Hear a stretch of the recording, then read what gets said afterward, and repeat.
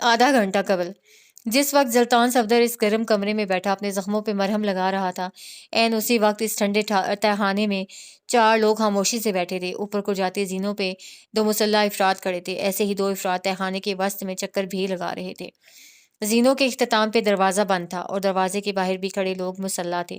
حسن سلطان کی طرف آؤ تو وہ بڑے سکون سے پیر گدے پہ پھیلائے، کمبل گھٹنوں پہ ڈالے ہوئے تھا، کمر دیوار کے ساتھ ٹکا رکھی تھی۔ صرف وہ تھا جس کے ہاتھ آزاد تھے، باقی سب کے ہاتھ ان کی پشت پہ بندھے تھے۔ بہرام تہخانے کے وسط میں پستول ہاتھ میں لیے چکر کاٹ رہا تھا۔ اسے رہ رہ کر شادان کی حالت پہ ترس آتا تھا۔ کیا اتنی زور سے مارا تھا جو وہ اپنا ذہنی توازن بگاڑ بیٹھا؟ اتنا بے رحم نہیں تھا ہمارا بہرام، اسے خود پہ یہ غصہ آنے لگا۔ سنو بہرام خان، حسن اب زیادہ دیر خاموش نہیں رہ سکتا تھا، سو اسے پکار لیا۔ تم ہمیں مار تو نہیں دو گے؟ بہرام تنے ہوئے تاثرات لیے اس کی طرف مڑا۔ تم کو مار کھانے کا شوق ہے تو ابھی پورا کر دیتا ہوں، وہ بگڑ کر بولا، ساتھ آگے بڑھ کر شادان کے اوپر کمبل درست کیا۔ یکدم اسے ایک ماں کی سی ممتا محسوس ہوئی، بس اسے کچھ ہو نہ جائے۔ ارے یہ مار نہیں، مطلب تم ہمیں جان سے تو نہیں مارو گے نا؟ دیکھو سچ سچ بتانا، جھوٹے انسان کو جہنم میں لوہے کے جوتے پڑیں گے۔ انگلی اٹھا کر اسے وارن کیا۔ بہرام جھوٹ بول دیتا مگر لوہے کے جوتوں کے خوف نے یہ ہونے نہ دیا۔ نہیں ماریں گے جان سے، وہ جان چھڑوانے کو بولا۔ حسن نے سکھ کا سانس لیا اور مزید پھیل کر بیٹھ گیا۔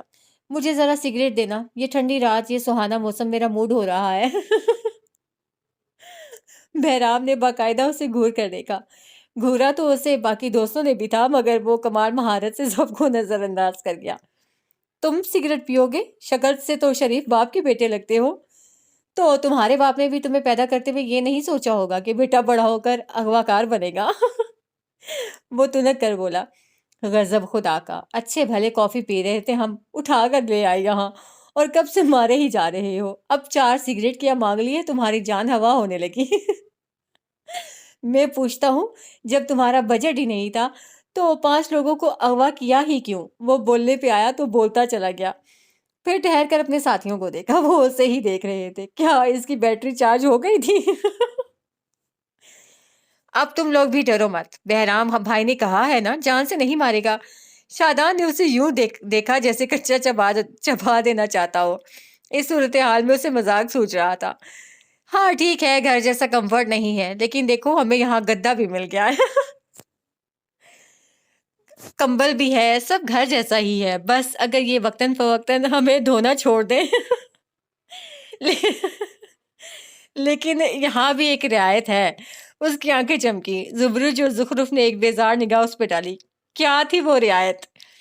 ان لوگوں نے زخرف کو کچھ نہیں کیا، بس ثابت ہوا بیٹیاں سب کی سانجی ہوتی ہیں۔ اس کے اس انداز پہ زخرف دھیرے سے ہنس پڑی۔ شادان نے ضبط کیا۔ اسی پل حسن نے سامنے کھڑے بہرام کو دیکھا۔ سگریٹ ملے گا یا نہیں؟ مانا کہ ہم ہوسٹیجز ہیں، لیکن بار بار مانگنا ہمیں پسند نہیں۔ تم جانتے ہو میں کس خاندان سے ہوں؟ کوئی اس کے خاندان کا بھرم توڑے۔ بہرام ضبط کے کڑے مراحل سے گزرتا ہوا آگے بڑھا۔ زینوں پہ کھڑے مرد سے سگریٹ مانگا میں ایک وقت پہ 4 سگریٹ ساتھ پیتا ہوں، سمجھ آئی؟ نئی فرمائش درج کروا کر اس نے شادان کی طرف دیکھا۔ او بھائی کیسا ہے، درد ہو رہا ہے؟ شادان نے کوئی جواب نہ دیا۔ مجھے پہلے ہو رہا تھا، اب نہیں، میرا خیال ہے ہم آہستہ آہستہ عادی ہو جائیں گے، تمہیں کیا لگتا ہے زبرج؟ اس نے گول سے آنکھوں سے زبرج کو دیکھا۔ اس نے جواب نہ دیا، اس کے الفاظ ڈالر کی قیمت کی طرف بھاری تھے۔ او مائی گاڈ! حسن کی چلتی زبان تب رکی جب بہرام نے 4 سگریٹ اس کی طرف بڑھائے۔ حسن نے مسکرا کر سگریٹ اس کے ہاتھ سے لیے، پھر چونک گیا۔ اتنے بڑے ہو گئے ہو، تمہارے پاس اپنے سگریٹس نہیں تھے؟ میں نے چھوڑ دیا ہے، وہ بے روحی سے کہہ کر ماچس نکال کر تیلی جلانے لگا۔ حسن کی شاطر آنکھیں چمک اٹھیں۔ وہ آگے کو ہوا۔ کیوں چھوڑا؟ لڑکی کے کہنے پہ؟ رازداری سے پوچھا۔ بہرام نے بغیر کچھ کہے 4 سگریٹ کو ایک ساتھ شعلہ دکھایا۔ مفت مشورہ ہے، لے لو، یہ سگریٹ چھڑوانے والی چرچ پہ لگا کر جاتی ہیں۔ اے بکواس بند کرو، منگیتر ہے میری وہ۔ اس کے اگلے الفاظ اس کے منہ میں رہ گئے۔ حسن سلطان نے اسے گردن سے دبوچ کر نیچے گرایا اور اس کی ہتھیلی پہ 4 جلتے ہوئے سگریٹ رکھ دیے۔ بہرام تکلیف سے بلبلانے لگا۔ حسن انہیں سگریٹس کو اس کی پوری ہتھیلی پہ پھیرنے لگا۔ زخرف زبرج منہ کھولے بے یقینی سے اسے دیکھتے رہے، البتہ شادان نے اپنی جگہ سے اٹھ کر برق رفتاری سے اپنا گھٹنا بہرام کی گردن پہ رکھ دیا۔ اس کا سانس اٹکنے لگا تھا۔ اس کے لوگ فوراً اس کی اور بھاگے، مگر اس کی کلائی اچھی خاصی جل چکی تھی۔ مجھے مارو گے تم؟ حسن سلطان کو مارو گے تم؟ وہ غیر انسانی آنکھیں لیے اس پہ غرا رہا تھا۔ بہرام کے اوپری زینوں پہ کھڑے ساتھی بھی اس کی اور بھاگے۔ وہ اس کی ہتھیلی کو پوری طرح جلا چکا تھا۔ بہرام کے ساتھیوں نے گھسیٹ کر حسن کو اس سے دور ہٹایا، مگر شادان نے پوری قوت سے اپنا گھٹنا بہرام کی ناک پہ دے مارا۔ زبردست! وہ یہ سب بس حسن کا ساتھ دینے کے لیے کر رہا تھا۔ اسے یقین تھا اس کے بعد وہ حسن کو چھوڑتے نہیں، اور وہ اکیلا پٹتا رہے اسے گوارا نہیں تھا۔ کیوں؟ یہ اسے خود بھی معلوم نہیں تھا۔ تھوڑی دیر بعد بہرام کے لوگ اسے چھڑوا چکے تھے۔ حسن اور شادان کے چہروں پہ 2 سے 3 مکوں کی برسات بھی ہو چکی تھی۔ اب وہ دونوں گدے پہ گرے ہوئے گہری لمبی سانسیں لے رہے تھے۔ زخرف اور زبرج انہی بندے ہوئے ہاتھوں سے ان کے قریب گھٹنوں کے بل آ کر بیٹھے۔ زخرف کا بس نہیں چلتا تھا اور وہ ان کا گلا اپنے ہاتھوں سے گھونٹ دے۔ وہ ایسی سنگین صورتحال میں ایسی غیر سنجیدگی کا مظاہرہ کیسے کر سکتے تھے؟ تمہارا دماغ خراب وراب تو نہیں ہو گیا ہے؟ وہ تمہیں کتنا برا مار سکتا ہے، تمہیں اندازہ بھی ہے؟ وہ حسن کو ڈپٹنے لگی۔ پس منظر میں بہرام حسن کو ماں بہن کی گالیاں نکال رہا تھا۔ اس کے ساتھی بڑی مشکل سے اسے سنبھال رہے تھے۔ اس کا ہاتھ جل رہا تھا۔ او خدایا، اس کی روح تک جل رہی تھی۔ اس کی ہر گالی کے جواب میں شادان 4 گالیاں مزید دے رہا تھا۔ تو اسے مجھے کیوں مارا؟ میرے بازو پہ گولیاں لگی تھیں، لیکن اس نے میرا پلستر اتار کر پھینک دیا۔ یہ مجھے دوبارہ ہاتھ لگائے، میں اسے دوبارہ ماروں گا، حسن بلند آواز میں بولا۔ اس کے انداز میں ضدی پن تھا۔ اور تمہیں لگتا ہے اس پہ یہ تمہاری ذرا سی مار اثر کر جائے گی؟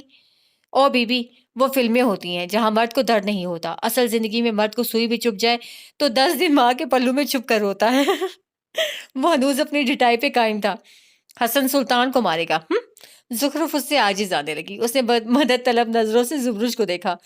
تم ان دونوں کو سمجھاؤ پلیز۔ زبرج نے ٹھنڈی برف نظروں سے ان دونوں کو دیکھا۔ جب تم دونوں کا یہ پلان تھا تو مجھے شامل کیوں نہیں کیا؟ اس کا اشارہ اپنے بندے ہوئے ہاتھوں کی طرف تھا۔ اگر میں بھی ہوتا تو ہم ان لوگوں کو چلنے جیسا نہ چھوڑتے۔ حسن اس کی بات پہ مسکرایا۔ زخرف نے بے یقینی سے اسے دیکھا، یعنی وہ گٹھ جوڑ بندھن جوڑنا چاہتا تھا۔ وہ اسے یوں ہی بے یقینی سے دیکھتی رہی، پھر وہ رکی۔ وہ تینوں ایک جیسے ہی تو تھے۔ اس وقت اسے شدت سے سلطان یاد آیا۔ تم تینوں سدھر نہیں سکتے نا؟ ٹھیک ہے، آپ پٹتے رہو، اللہ کرے یہ لوگ تمہاری ٹانگیں توڑ دیں۔ وہ غصے سے کہتے ہوئے اٹھ گئی اور واپس اپنی کرسی پہ جا کر بیٹھ گئی۔ بہرام زخمی شیر کی طرح یہاں سے وہاں چکر کاٹ رہا تھا۔ ہاتھ پہ آئنٹمنٹ لگا لی تھی مگر وہ جل رہا تھا۔ اس کا دل واقعی دل کر رہا تھا ماں کے پلو میں چھپ کر رو آئے۔ کون سا کسی نے دیکھ لینا تھا۔ مگر غضب تو یہ تھا کہ اس کی ماں اپنی ماں سے ملنے گاؤں سے باہر گئی تھی۔ اوہ مائی گاڈ۔ دوسری طرف حسن اب سیدھا اٹھ کر بیٹھا۔ ماتھے پہ بل اب بھی تھے۔ زبرج اور شادان بھی اس کے ساتھ بیٹھے تھے۔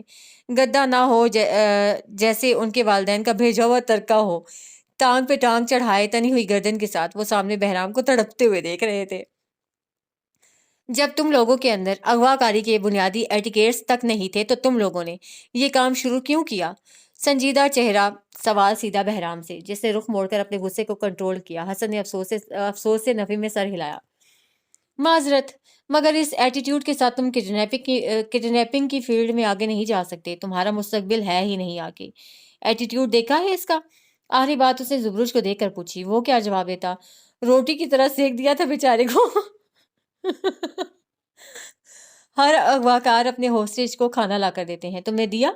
وہ انگلی اٹھا کر اس کی جرح پہ اتر آیا تھا۔ اب ہم جیسے خاندانی لوگ مانگ کر کچھ نہیں کھاتے، ان کا کیا؟ اسے چپ کروا لو ورنہ آج اس کا لاش جائے گا یہاں سے۔ بہرام غصے سے پاگل ہوا۔ شادان نے ایک کمینی نظر سے اسے دیکھا۔ 10 سال میں ہم 4 لوگ اسے چپ نہیں کروا سکے، تم کس کھیت کے 500؟ کھیت کی مولی نہیں ہوتا؟ حسن نے اپنی جنرل نالج میں اضافے کے لیے پوچھا۔ ہوتی ہوگی لیکن اس کی شکل ہے مولی والی، شادان جل کر بولا۔ اسی پل بہرام نے آگے بڑھ کر اسے مکہ مارنا چاہا مگر حسن بیچ میں آ گیا۔ نہ تشدد نہیں، منہ سے بات کرو جیسے میں کر رہا ہوں۔ وہ شادان کے آگے تن کر کھڑا تھا جیسے ایک مرغی ایک ماں مرغی اپنے بچے کو پروں میں سمیٹ لیتی ہو، بہرام نہ چاہتے ہوئے بھی پیچھے ہو گیا، ہاتھ میں جلن بڑھ گئی۔ ہمیں یہاں آئے ہوئے 24 گھنٹے ہونے والے ہیں اور کسی نے ہم سے پانی کا گلاس تک نہیں پوچھا۔ ایسی ہوتی ہے کڈنیپنگ؟ یہ حال ہے ابھی سے تو آگے جا کر کیا کر لو گے تم؟ میں تمہیں بتا رہا ہوں، اس فیلڈ میں تمہارا کوئی سکوپ نہیں، ابھی بھی وقت ہے، سدھر جاؤ۔ اور بھی بہت کچھ بول رہا تھا، مگر بہرام نے اسی پل اس کے منہ پہ ڈھیر ساری ٹیپ لگا دی۔ حسن تڑپ کر رہ گیا، یہ وار کاری تھا، وہ ہوں ہاں کی آواز بھی نہ نکال سکا، اس کی آنکھیں بے یقینی سے کھلی رہ گئی۔ بہرام تو بہرام، حسن سلطان کے اپنے ساتھیوں نے بھی اس کا منہ بند ہونے پہ شکر کا کلمہ پڑھا تھا۔ اب وہاں سکون تھا، ڈھیر سارا سکون۔ وہ بار بار اپنی گردن نفی میں ہلا رہا تھا، کوئی کھولو اس بیچارے کا منہ۔ موجودہ وقت صبح 7:30 بجے۔ زلطان صفدر اس چہرے کے ساتھ واپس نہیں آیا تھا جس کے ساتھ وہ گیا تھا۔ اس کی آنکھیں خالی تھیں، بالکل خالی۔ اس کا ہر تاثر یہ گواہی دیتا تھا کہ کوئی انہونی ہونے والی ہے۔ اس کے پیچھے 2 اور لوگ بھی زینے اترتے ہوئے آئے تھے، حنظلہ اور اس کے ساتھ بہرام۔ وہ دونوں آئے تو اسیر خود بہت کھڑے ہو گئے۔ شادان بے قرار سا اٹھ کر آگے آیا، مگر حنظلہ کی سپاٹ نظریں اسے کچھ کہنے سے باز رکھے ہوئے تھیں۔ اس کے قدم وہیں رک گئے تھے۔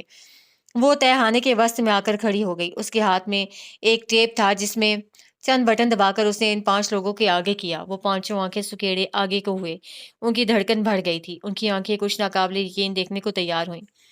دوست چائے ناردرن ایریاز، کیا تم نے زندگی سے کچھ زیادہ مانگا ہے؟ وہ ان 5 کی تصویر تھی جس میں وہ ونگ 4 میں بیٹھے تھے، ہاتھ میں کافی کے مگ تھے، مگر بیک گراؤنڈ بدل چکا تھا، یکسر تبدیل۔ وہاں اب کسی شمالی علاقے کا منظر تھا۔ اسیران کے ایک لمحے کے لیے کچھ سمجھ نہ سکے، مگر اسی پل ان کی نظر آگے لکھی الفاظ پہ پڑی: 7 روزہ ٹرپ، دنیا سے دور، دوستوں کے ساتھ۔ یہ پوسٹ تم سب کے انسٹاگرام اور ٹویٹر پہ چلا دی گئی ہے۔ تمہارے فونز ہمارے قبضے میں ہیں۔ تمہاری آنے والی ہر کال کا جواب ہمارا ایک ڈبنگ آرٹسٹ دیتا ہے۔ یقین کرو وہ بہت ٹیلنٹڈ ہے۔ حنظلہ بول نہیں رہی تھی، وہ کھڑے کھڑے ان 5 لوگوں کے قدموں سے زمین نکال رہی تھی۔ اسے چند سیکنڈز کے اندر اندر ان 5 لوگوں کے سر سے آسمان کھینچ لیا تھا۔ کوئی عتاب ہو تو پھر حنظلہ احمد زئی جیسا ہو۔ دنیا کے لیے تم ایک ٹرپ پہ جا چکے ہو، تمہارے گھر والے بھی اس بات پہ یقین کر چکے ہیں، سو اب… وہ مسکرائی۔ اس کی مسکراہٹ سے خوف آتا تھا اور ان 5 لوگوں نے اپنے ارد گرد خوف پھیلتا محسوس کیا۔ The game begins now. دنیا تمہیں بھول گئی ہے، اب تم ہمارے مہمان ہو، خاندان بھی اور ہوسٹیج بھی۔ بخیر راگلے، وہ دونوں پٹھان مسکرا کر بولے، اور اگلے چند لمحوں میں وہ زینے چڑھتے جس طرح آئے تھے اسی طرح باہر بھی نکل گئے تھے۔ ان کے عقب میں اب وہ انسان نہیں، ریت کے پتلے چھوڑ کر چلے گئے تھے۔ زلطان دھیرے دھیرے دیوار کے ساتھ لگتا ہوا نیچے بیٹھتا چلا گیا۔ اس کی آنکھوں میں اپنے اغوا کے کئی گھنٹے بعد خوف آیا تھا، چہرہ سفید پڑا تھا۔ زور گھڑ آنے کے پورے 12.5 گھنٹے بعد اسے پتہ چلا تھا کہ وہ پھنس چکا ہے ایک ایسے رسندار میں جس سے رہائی ناممکن نظر آتی تھی۔ دنیا مجھے بھول گئی؟ اس کے لب پھڑ پڑائے، آنکھیں ایک نقطے پہ ساکت ہو گئیں۔ زخرف نے بے اختیار دیوار کا سہارا لیا تھا۔ میرے خاندان کو میں یاد نہیں؟ اس کی آواز کہیں دور سے آتی تھی۔ شادان کی ٹانگوں نے اس کا بوجھ اٹھانے سے انکار کر دیا اور وہ گھٹنوں کے بل فرش پہ گرا تھا۔ وہ واقعی گرا تھا۔ لوگ میری آواز بھول گئے؟ حسن سلطان نے جھک کر دونوں ہاتھ گھٹنوں پہ رکھ لیے، کمر جیسے چٹاخ سے ٹوٹ گئی ہو۔ اس کا اگلا ہاتھ زمین پہ پڑا تھا اور وہ بیٹھ گیا، گرنے کے سے انداز میں بیٹھ گیا۔ اس کی آنکھوں سے آنسو ٹوٹ کر فرش پہ گرے۔ کوئی میرے لیے نہیں آئے گا؟ زبروج کھڑا تھا، اس کی آنکھوں میں بے یقینی تھی، ٹانگیں لرز رہی تھیں، لیکن وہ کھڑا تھا۔ وہ نہیں ٹوٹ سکتا۔ ہاں، وہ ہوشیاں خود پہ حرام کر لینا چاہتا تھا، وہ مرنا چاہتا تھا، لیکن موت سامنے آئے تو سورما بھی خوف کھا جاتے ہیں۔ یہ جھوٹ بھی تو ہو سکتا ہے، وہ ہمیں توڑنا چاہتے ہیں، یہ جھوٹ ہے۔ دور اندر اسے معلوم تھا یہ جھوٹ نہیں، مگر گرنے کے لیے اسے مزید دلائل چاہیے تھے۔ اس کا دل مارے خوف کے سکڑ رہا تھا۔ یہ سچ ہے، زلطان صفدر کی آواز بھربھری تھی، خالی، خوفزدہ، اعتراف کرتی ہوئی۔ اس نے مجھے گھر دکھایا ہے، میں نے وہ دیکھا ہے جو تم لوگ نہیں دیکھ سکے۔ میں نے ہمارا انت دیکھا ہے۔ وہ جیسے بڑبڑا رہا ہو، یوں جیسے اب بھی اپنی بینائی پہ یقین نہیں آ رہا ہو۔ وہ پلاننگ کے ساتھ آئے ہیں۔ اسے مجھے 7 کمرے دکھائے۔ میں نے وہ کمرہ دیکھا جس میں انہوں نے پلان بنایا تھا۔ وہاں دیواروں پہ نوٹس ہیں، وہ تاریخیں 7 ماہ قبل کی ہیں۔ وہ واقعی 7 ماہ سے ہم پہ نظر رکھے ہوئے ہیں۔ زلطان کی آواز کسی اکھائی سے آتی تھی، اس کے لہجے میں لرزش بھی تھی۔ یہ گھر استعمال نہیں ہوتا رہا، میں نے سب دیکھا ہے، کارپیٹ، صوفے، برتن کچھ بھی فٹ نہیں ہے، یہ ایک جال ہے جس میں ہمارے لیے پھندے کس دیے گئے ہیں، گودام میں کھانے پینے کے سامان اسٹور کیے گئے ہیں، یعنی ہم اگلے کئی دن یہیں رہنے والے ہیں۔ یہاں ایک کمرہ ہے، اس کمرے میں اس وقت ہمارے گھر، ورک پلیس اور گاڑیوں کی سی سی ٹی وی فوٹیج ہے۔ وہ ایک لمحے کو رکا، آنکھوں سے زندگی کی رمق جیسے ختم ہو گئی ہو۔ ہمارے فونز یہاں نہیں ہیں، ہمارے گھر پہ اطلاع دینے کے لیے انہوں نے فونز کی لوکیشن بدل دینے کے لیے ہمارے فون کسی آدمی کو دے دیے ہیں، اور وہ انسان اسی وقت اسی لوکیشن پہ ہے جو لوکیشن ہماری تصاویر میں ہے۔ تمہیں کیسے پتا ہمارے فونز کہاں ہیں؟ شادان بے قراری سے بولا۔ اسکرینز پہ ان کی لوکیشن آ رہی ہے، جبل خان نے خود بھی بتایا، وہ کہ کوئی چیز راز نہیں رکھ رہا، اس نے مجھے ایک ایک چیز ایک ایک جگہ دکھائی ہے تاکہ میں اس سے خوف کھاؤں، تاکہ تم سب اس سے خوف کھاؤ، وہ خوف کھانے کے قابل ہے۔ لیکن یہ سب کیوں؟ وہ یہ سب کس لیے کر رہا ہے؟ زخرف کے لہجے میں جھنجھلاہٹ تھی، خوف تھا، تاکہ اگر ہم یہاں سے جانے کے بعد ان کے خلاف بیان دینا چاہیں تو ہمارے پاس کوئی ثبوت نہ ہو۔ وہ اتنا عرصہ ہمیں دیکھتا رہا اور ہمیں پتہ بھی نہیں چل سکا۔ حیرت سی حیرت تھی۔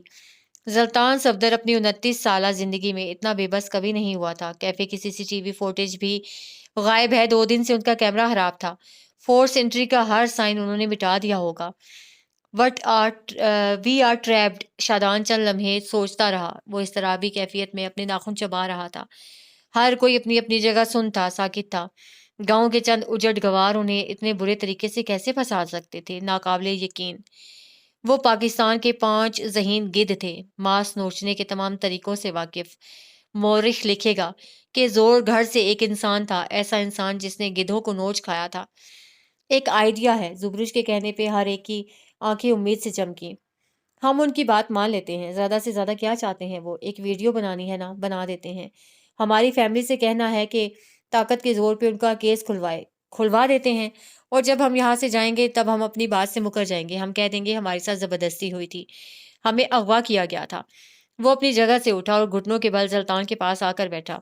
ہمیں یہاں سے نکلنا ہوگا زلطان، یہ جگہ، یہ قید یہ ہمیں مار دے گی، صرف ایک ویڈیو اور ہم آزاد۔ وہ ویڈیو ہماری آزادی نہیں، قید کی ضمانت ہوگی۔ اس کے لہجے میں تکان تھی۔ اس ویڈیو کے بعد ہم یہاں سے جا نہیں سکتے، یہاں تک کہ ان کا حق نہ مل جائے۔ وہ ہمیں یہاں سے جانے نہیں دیں گے، مجھے معلوم ہے، میں نے وہ دیکھا ہے جو تم نے نہیں دیکھا۔ تم وہ نہیں جانتے جو میں جانتا ہوں۔ زلطان صفدر کا حوصلہ ٹوٹنا باقی 4 کی کمر توڑ رہا تھا۔ جب ویڈیو بن کر سوشل میڈیا پہ آ جائے گی، وہیں سے اصل کھیل شروع ہوگا۔ وہ ہمیں یہاں سے جانے نہیں دیں گے، بلکہ ہمیں یہیں سے بیٹھ کر اپنی فیملی اور لوگوں کو آپریٹ کرنا ہوگا۔ وہ نہ جانے کتنے دن ہمیں یہاں رکھنے والے ہیں۔ 7 دن۔ زخرف کی آواز اس کی اپنی نہیں لگتی تھی۔ وہ 7 ماہ سے ہم پہ نظر رکھے ہوئے ہیں۔ ہمارے اغوا کا وقت شام کے 7 ہے۔ اس نے تمہیں گھر میں 7 کمرے دکھائے۔ کل 7 جنوری تھا، آج سے 6 دن بعد میری شادی ہے۔ 6 دن بعد تمہیں کاغذات نامزدگی جمع کروانی ہے۔ 6 دن بعد شادان کو احمد خان، طالبان گروپ کا ایک لیڈر جو شادان کی 6 ماہ کی جدوجہد کے بعد اسے انٹرویو دینے پہ راضی ہوا تھا۔ 6 دن بعد حسن کے کیریئر کے سب سے بڑے کیس کی سنوائی ہے۔ 6 دن بعد زبرج کی این جی او اسے یو این کی ایک میٹنگ میں بھیج رہی ہے۔ یہ اس کی زندگی کا سب سے بڑا چانس ہے۔ 7واں دن صرف ایک دن نہیں ہوگا، 7واں دن بربادی ہوگی۔ حسن سلطان بے حد دھیمی آواز میں بڑبڑایا۔ 7واں دن آسان نہیں ہوگا۔ زبرج کی آنکھیں تاریک ہو گئیں۔ 7واں دن نہیں آنا چاہیے۔ شادان کو خوف آیا۔ زلطان چپ رہا، بالکل چپ۔ وہ لڑ نہیں سکتا تھا، وہ سیاست نہیں کر سکتا تھا۔ وہ اس کے ہر دو پیش سے واقف تھے، وہ اسے 7 ماہ سے جانتے تھے۔ وہ اس کے حوصلے بھری ریت کی مانند بکھر گئے۔ وہ اب کچھ نہیں کر سکتا تھا، یہ خیال ہی اسے ساکن کیے دیتا تھا۔ ہمیں اس کا کہا مان لینا چاہیے، پھر ہم ان سے منت کر لیں گے، بات کر لیں گے کہ پلیز ہمیں جانے دیں۔ کم از کم 6 دن بعد تو وہ ہمیں جانے دیں گے نا؟ زخرف زور دے کر بولی۔ منگنی ٹوٹ گئی تھی، مگر وہ شادی نہیں توڑ سکتی تھی، اسے یہاں سے نکلنا تھا۔ تمہیں لگتا ہے اگر یہاں ہم ان کی حمایت کا اعلان کریں گے تو اگلے دن یہاں سے جا کر اپنی بات سے پھر سکتے ہیں؟ شادان کے انداز میں کاٹ تھی۔ میری ایک کریڈیبلٹی ہے، 3 سال سے میں ملک کا سب سے قابل یقین آدمی ہوں۔ جب شادان جھوٹ بھی بولے تو لوگ سچ سے زیادہ یقین کرتے ہیں۔ میں اپنی امیج مر کر بھی برباد نہیں کروں گا، زور گھر والے چاہے مجھے مار دیں، میں کوئی ویڈیو نہیں بناؤں گا۔ اٹل آخری فیصلہ۔ لوگوں کی ستائش وہ کسی قیمت کھو نہیں سکتا تھا۔ میں UN کے سب سے بڑے سالانہ اجلاس کا حصہ بننے والا ہوں، جہاں ممبر پر کھڑے ہو کر لوگوں کے حق کے لیے بات کروں گا۔ چاہے جو مرضی کہہ لو، ہم سب جانتے ہیں زور گھڑ وکٹم ہے۔ 7 دن بعد میں اپنے ملک میں ہوتے ظلم کو چھوڑ کر دوسروں کے لیے بولوں گا تو لوگ زبرو شاہ نواز کے منہ پہ جوتا ماریں گے۔ میں کوئی بیان نہیں دے رہا۔ اس کی رائے حتمی تھی۔ بازو گھٹنوں کے گرد پھیلائے، اسے خوف آیا، منصب پہ بیٹھ کر سچ کہنے کا خوف۔ میری سیاست جھوٹ اور دھوکہ دھڑی کے خلاف ہے۔ میری سیاست غربت کی چکی میں پستے انصاف نہ ملنے والے لوگوں کے نام ہے۔ میں سر پہ زور گھڑ کی ناانصافی کا بٹا لے کر نہیں گھوم سکتا، یہ مجھ سے نہیں ہوگا۔ حسن خاموش رہا۔ وہ زخرف کو دیکھ رہا تھا، جس کی آنکھوں میں پانی بھرتا جا رہا تھا۔ وہ ہرٹ لگتی تھی، اس کی شادی ٹوٹ جائے گی کیا اتنی آسانی سے؟ حسن نے اس کے ہاتھ پہ اپنا ہاتھ رکھا۔ ہم کچھ کر لیں گے زخرف، تم فکر کیوں کرتی ہو؟ اسے فکر سی ہوئی۔ اسی پل زلطان نے بھی گردن ترچھی کر کے اسے دیکھا۔ کوئی کچھ نہیں کرے گا، کسی کو کوئی فکر نہیں ہے۔ میری شادی ٹوٹتی ہے تو ٹوٹ جائے۔ اتنا پسند ہے تمہیں وہ؟ شادان کے لہجے میں کاٹ تھی۔ کئی سال کا بھرا ہوا غصہ اب بھی ختم نہیں ہوا تھا۔ بات پسند ناپسند کی نہیں ہے شادان، وہ چیخ پڑی۔ میری منگنی ٹوٹ گئی تھی، میری شادی بھی توڑوانا چاہتے ہو؟ میں سوشل میڈیا کا ہاٹ ٹاپک نہیں بننا چاہتی۔ تو ٹوٹ جائے، کیا فرق پڑتا ہے؟ تمہارے لیے مردوں کی کمی نہیں ہے۔ وہ ایک بار پھر اسی انداز میں بولا۔ زلطان بس کہیں بھی ذرا سی بھی ایک خوشی تفکر کی جھلک زخرف کے چہرے پر تلاشتا رہا، مگر وہ ناکام رہا۔ کیا وہ ایک کھوکھلے تعلق میں بننے جا رہی تھی؟ تم اپنے مشورے اپنے پاس کیوں نہیں رکھتے ہاں؟ اگر تمہیں میری اتنی ہی پرواہ ہے تو یہاں سے نکلنے کے بارے میں سوچو۔ اس نے اپنی آنکھیں رگڑ کر صاف کی۔ 7 ماہ وہ لوگ 7 ماہ ہمارے اتنے قریب رہے اور ہمیں معلوم ہی نہیں ہو سکا۔ کوئی 7 ماہ کسی کو فریب کیسے دے سکتا ہے؟ کسی اپنے کو ساتھ ملا کر۔ شاہ نواز زبروش کی بات پہ وہ کہتے کہتے رک گئی۔ باقی تینوں نے بھی سوالیہ نظروں سے اسے دیکھا۔ کوئی غیر 7 ماہ فریب نہیں دے سکتا، مگر کوئی اپنا دے سکتا ہے۔ تم کہنا کیا چاہتے ہو؟ زلطان نے اسے ٹوکا۔ زبروش مسکرایا، طنزیہ کھوکھلی عجیب مسکراہٹ۔ وی ہیو اے مول امنگ اس۔ ہر کوئی اپنی اپنی جگہ ساکت ہو گیا۔ ہر کسی کی نظریں ایک ہی پل میں بیگانہ ہوئیں۔ وہ سب ایک دوسرے کے لیے بیٹھے بیٹھے ایک دوسرے کے لیے غیر ہو گئے۔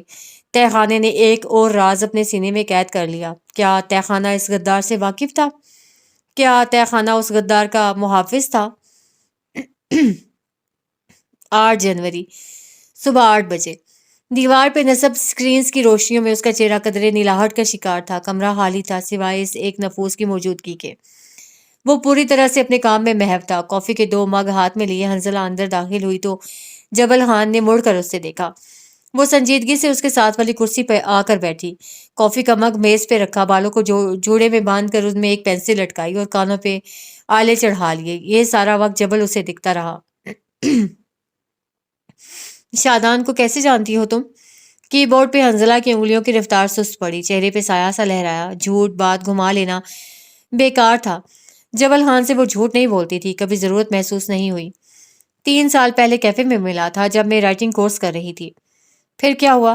جبل اسے نہیں دیکھ رہا تھا، وہ اسکرین پہ چلتی تہانے کی فوٹیج دیکھ رہا تھا۔ اس نے میرے کانٹیکٹس خراب کرنے کی کوشش کی تھی، بعد میں معذرت بھی کی اور مدد بھی، مگر مجھے انتقام چاہیے تھا۔ وہ کھٹاکھٹ ٹائپ کرتی رہی، تاثرات ہنوز سپاٹ رہے۔ بات اتنی بڑی تو نہیں ہوگی، انتقام ایک بہت بڑا جذبہ ہے، نہیں؟ حنزلہ کے تاثرات میں پہلی بار دراڑ آئی۔ حلق خشک ہونے لگا۔ اس نے گرم گرم کافی اپنے حلق میں اتاری۔ ہماری روز ملاقات ہوتی تھی، ہو جاتی تھی یا تم کرنا چاہتی تھی؟ مجھے معلوم تھا وہ روز اسی کیفے میں آتا ہے، میں نے اسے کبھی جتایا نہیں، لیکن ہاں میں اس کے لیے وہاں جاتی تھی۔ اسے کہہ کر جبل کے تاثرات جانچنے چاہے، مگر اس کا چہرہ خالی تھا۔ پھر کیا ہوا؟ وہ کچھ دیر بعد بولا۔ کچھ نہیں، ہم 3 ماہ اسی کیفے میں ملتے رہے۔ وہ اچھا ریڈر تھا، میں اس سے اپنی کہانیوں کے متعلق مشورے لیتی تھی، وہ دیتا تھا۔ میں کئی بار اس سے اپنا ڈرافٹ پڑھواتی تھی، وہ پڑھ کر چن چن کر کیڑے نکالتا تھا، تعریف کرتا تھا۔ میرے لیے وہ بس ایک ریڈر تھا بھائی۔ سخت سردی میں نہ جانے کیوں اسے ٹھنڈے پسینے آئے۔ جبل اپنی جگہ سے اٹھا، ذرا فاصلے پر رکھے میز کی طرف آیا اور کیتلی سے اپنے لیے قہوہ کپ میں بھرنے لگا۔ تمہیں لگتا ہے صرف ایک ریڈر اپنے آفس کام فائلز چھوڑ کر تمہارا مسودہ پڑھنے آتا تھا کیونکہ وہ صرف ایک ریڈر تھا؟ لڑکی کی آنکھوں میں جھنجھلاہٹ اتری، ہاتھ تیزی سے ٹائپ کرنے لگے۔ وہ اس کھٹ کھٹ کی آواز میں جبل کی آواز نظر انداز کرنا چاہتی تھی۔ وہ کسی محلے کے گھر میں رہنے والا عام سا ریڈر نہیں تھا، وہ سید شادان شاہ تھا۔ وہ تمہارے کرداروں کے لیے نہیں، تمہارے لیے آتا تھا۔ ایک لکھاری ہو کر تم لوگوں کو پرکھ نہیں سکی؟ وہ واپس اپنی جگہ پہ آ کر بیٹھا، اب کی دلچسپی سے اسے دیکھا۔ یا پھر ایک لکھاری میرے ساتھ الفاظ کے رد و بدل سے کام لے رہی ہے؟ حنزلہ خاموش رہی۔ تم نے اسے کس چیز کا انتقام لیا؟ اپنے کانٹیکٹس خراب ہونے کا یا اس کے سید شادان ہونے کا؟ اسے ٹائپنگ چھوڑ دی، تاثرات پہ بند بٹھانا اب بس میں نہ رہا تھا۔ اب وہ جبل خان کی آنکھوں میں دیکھ رہی تھی۔ مجھے 2 ماہ بعد پتہ چلا تھا وہ کس کا بیٹا ہے۔ میں پہاڑوں کی بیٹی ہوں، انہیں گرانے والوں کے ساتھ تعلق نہیں رکھ سکتی تھی۔ اس کے باپ نے زور گھڑ کا اثاثہ چرانے والوں کا ساتھ دیا۔ یہ اس کا کام تھا، میں نے پہاڑوں سے وفاداری کی، یہ میرا فرض تھا۔ پہاڑ تو دلاسا اور چھاؤں دیتے ہیں، تم نے اس پہ پتھر کیوں لڑکا دیے؟ وہ اس کی آنکھوں میں جھانک کر بولا۔ پہاڑوں کو اپنا حساب کرنا خوب آتا ہے، جو جس شے کا مستحق ہو اسے وہی ملتا ہے۔ جبل چند لمحے اس کے چہرے کو تکتا رہا۔ پسند کرتا ہے وہ تمہیں؟ جو میں نے اس کے ساتھ کیا ہے وہ نفرت کرتا ہوگا مجھ سے، اس نے وثوق سے کہا، دل میں کہیں ہوک اٹھی تھی۔ کیا یہی وہ دلاسا ہے جو تم 3 سال سے خود کو دے رہی ہو؟ حنزلہ کے چہرے کا رنگ ایک پل میں تبدیل ہوا تھا، کسی نے اس کی چوری پکڑ لی تھی۔ کیا تم نے اسے رابطہ صرف اس لیے نہیں کیا کیونکہ تمہیں لگا تھا وہ تم سے نفرت کرتا ہے؟ وہ مجھ سے نفرت کرتا ہے، مجھے یقین ہے۔ دلیل کمزور تھی۔ 3 سال پہلے کیا کرتا تھا؟ سوال اتنا اچانک تھا کہ وہ ایک لمحے کے لیے سن پڑ گئی۔ شاید محبت۔ الفاظ اس کا ساتھ نہیں دے رہے تھے، وہ جزبز ہوئی۔ اگر وہ واقعی 3 سال پہلے محبت کر بیٹھا تھا تو وہ نفرت نہیں کر سکتا۔ مرد کا دل بڑا سخت ہوتا ہے، مگر جس کے لیے نرم پڑ جائے پھر اس کے لیے دوبارہ سخت ہونا ممکنات میں سے نہیں۔ دلوں کے مرض کے بارے میں آپ بہت جان گئے ہیں۔ حنزلہ نے اس کے چہرے پہ کچھ کھوجنے کی کوشش کی مگر ناکام۔ کاش نہ جانتا ہوتا، وہ مسکراتے ہوئے بولا، زخمی مسکراہٹ۔ بعض دفعہ بعض معلومات ہماری مرضی سے نہیں آتی، چاہے ہم انہیں جھٹلائیں چاہے رد کریں۔ وہ دل کے ایک کونے میں دبک کر بیٹھ جاتی ہیں اور پھر آنکھیں دکھا کر بڑی دیدہ دلیری سے کہتی ہیں، اب ہے ہمت تو ہم سے منہ موڑ کر دکھاؤ۔ کیا ایسے الہام سے کبھی منہ موڑا نہیں جا سکتا؟ چہرہ ہتھیلی پہ ٹکائے اس سے سوال کیا۔ اگر الہام محبت کا ہو تو اس کی تعظیم کی جاتی ہے، بھلا محبت کوئی منہ موڑنے والی چیز ہے؟ جبل مسکرا کر بولا، ہر کوئی آپ جیسا مہمان نواز نہیں ہوتا جبل لالا۔ کئی بار کچھ لوگ محبت کو بھی دل سے ٹھوکر مار کر نکال دیتے ہیں۔ صحیح کہا، ہر کوئی جبل خان نہیں ہوتا، ہر کسی کے پاس اتنا بڑا دل نہیں ہوتا۔ اس نے کہتے ہوئے اپنے قہوے کے گھونٹ لیے۔ وہ سادہ قہوہ نہیں، اسے امرت جل لگا۔ محبت میں مبتلا انسان کے لیے ذائقے بدل جاتے ہیں۔ پھیکی چائے محبوب کے ذکر پہ میٹھی لگنے لگتی ہے، کورے صاف آسمان پہ کوسوں قزا نظر آنے لگتی ہے۔ اس کے دل سے بوجھ ہٹنے لگتے ہیں، پیروں کے نیچے سے کشش ثقل ختم اور جسم ہواؤں میں محسوس ہونے لگتا ہے۔ جبل خان کے ساتھ ایک لمبے عرصے سے یہی ہو رہا تھا۔ اب آگے کیا کرنا ہے؟ حنزلہ نے اسکرین پہ نظریں جماتے ہوئے پوچھا۔ جہاں تہ خانے کا منظر تھا، وہ 5 فرش پہ بیٹھے تھے، ان کے چہرے پہ ہوائیاں اڑ رہی تھیں۔ وہ جو بات کر رہا تھا جبل سن رہا تھا۔ آپ کو کیا لگتا ہے وہ پلان 7 سمجھ چکے ہوں گے؟ وہ 5 پاکستان کے ذہین گدھ ہیں، ماس نوشے کے تمام طریقے ان کے لیے بوجھنا مشکل نہیں۔ زلطان صفدر گھاگ آدمی ہے، جتنے اشارے میں نے اسے دیے ہیں اور جو چیزیں خاتون دیکھ کر گئی ہیں یقیناً وہ سب جان چکے ہوں گے۔ 7 دن ایک لمبا وقت ہے، وہ کوئی عام لوگ نہیں ہیں۔ ہم 7 دن انہیں رکھ سکیں گے؟ اگر ایجنٹ کو لگتا ہے ہم 70 سال تک انہیں یہاں رکھ سکتے ہیں تو مجھے یقین ہے ہم رکھ سکتے ہیں، مجھے اس کے پلان پہ یقین ہے۔ حنزلہ نے گہری سانس لی اور اسے دیکھا۔ آپ کو اس پہ اتنا یقین کیوں ہے؟ کیونکہ جس کام کے لیے ہم 7 ماہ سے خوار ہو رہے ہیں وہ اسی کام کے لیے 4 سالوں سے کام کر رہا ہے، اور ان 4 سالوں میں ایک پل کے لیے میں نے اس کا جنون کم ہوتے ہوئے نہیں دیکھا۔ وہ ماسٹر مائنڈ ہے، اس کا دماغ عظیم ہے، مجھے اس کے دماغ پہ، اس کے پلان پہ اعتبار ہے۔ وہ دوبارہ اسکرین کی طرف متوجہ ہو چکا تھا۔ اس نے کافی کا گھونٹ بھرا، پھر جبل سے پوچھا، آپ کو کیا لگتا ہے لالا، وہ یہ سب کیوں کر رہا ہے؟ اپنے باپ کے سر سے ملامت اتارنے کے لیے۔ جبل خان کا لہجہ مدھم تھا۔ دنیا کے لیے اس کا باپ عظیم تھا، انسانیت کا علم بردار، مگر دنیا نہیں جانتی وہ زور گھڑ کا سب سے بڑا گنہگار تھا۔ اس کا باپ موت کے کچھ عرصے تک کافی الزامات کی زد میں رہا، مگر پھر سب تھم گیا۔ لیکن ایجنٹ وقت گزرنے کے بعد وہ راز جان چکا تھا جو اس کے باپ نے بھی اسے نہیں بتائے۔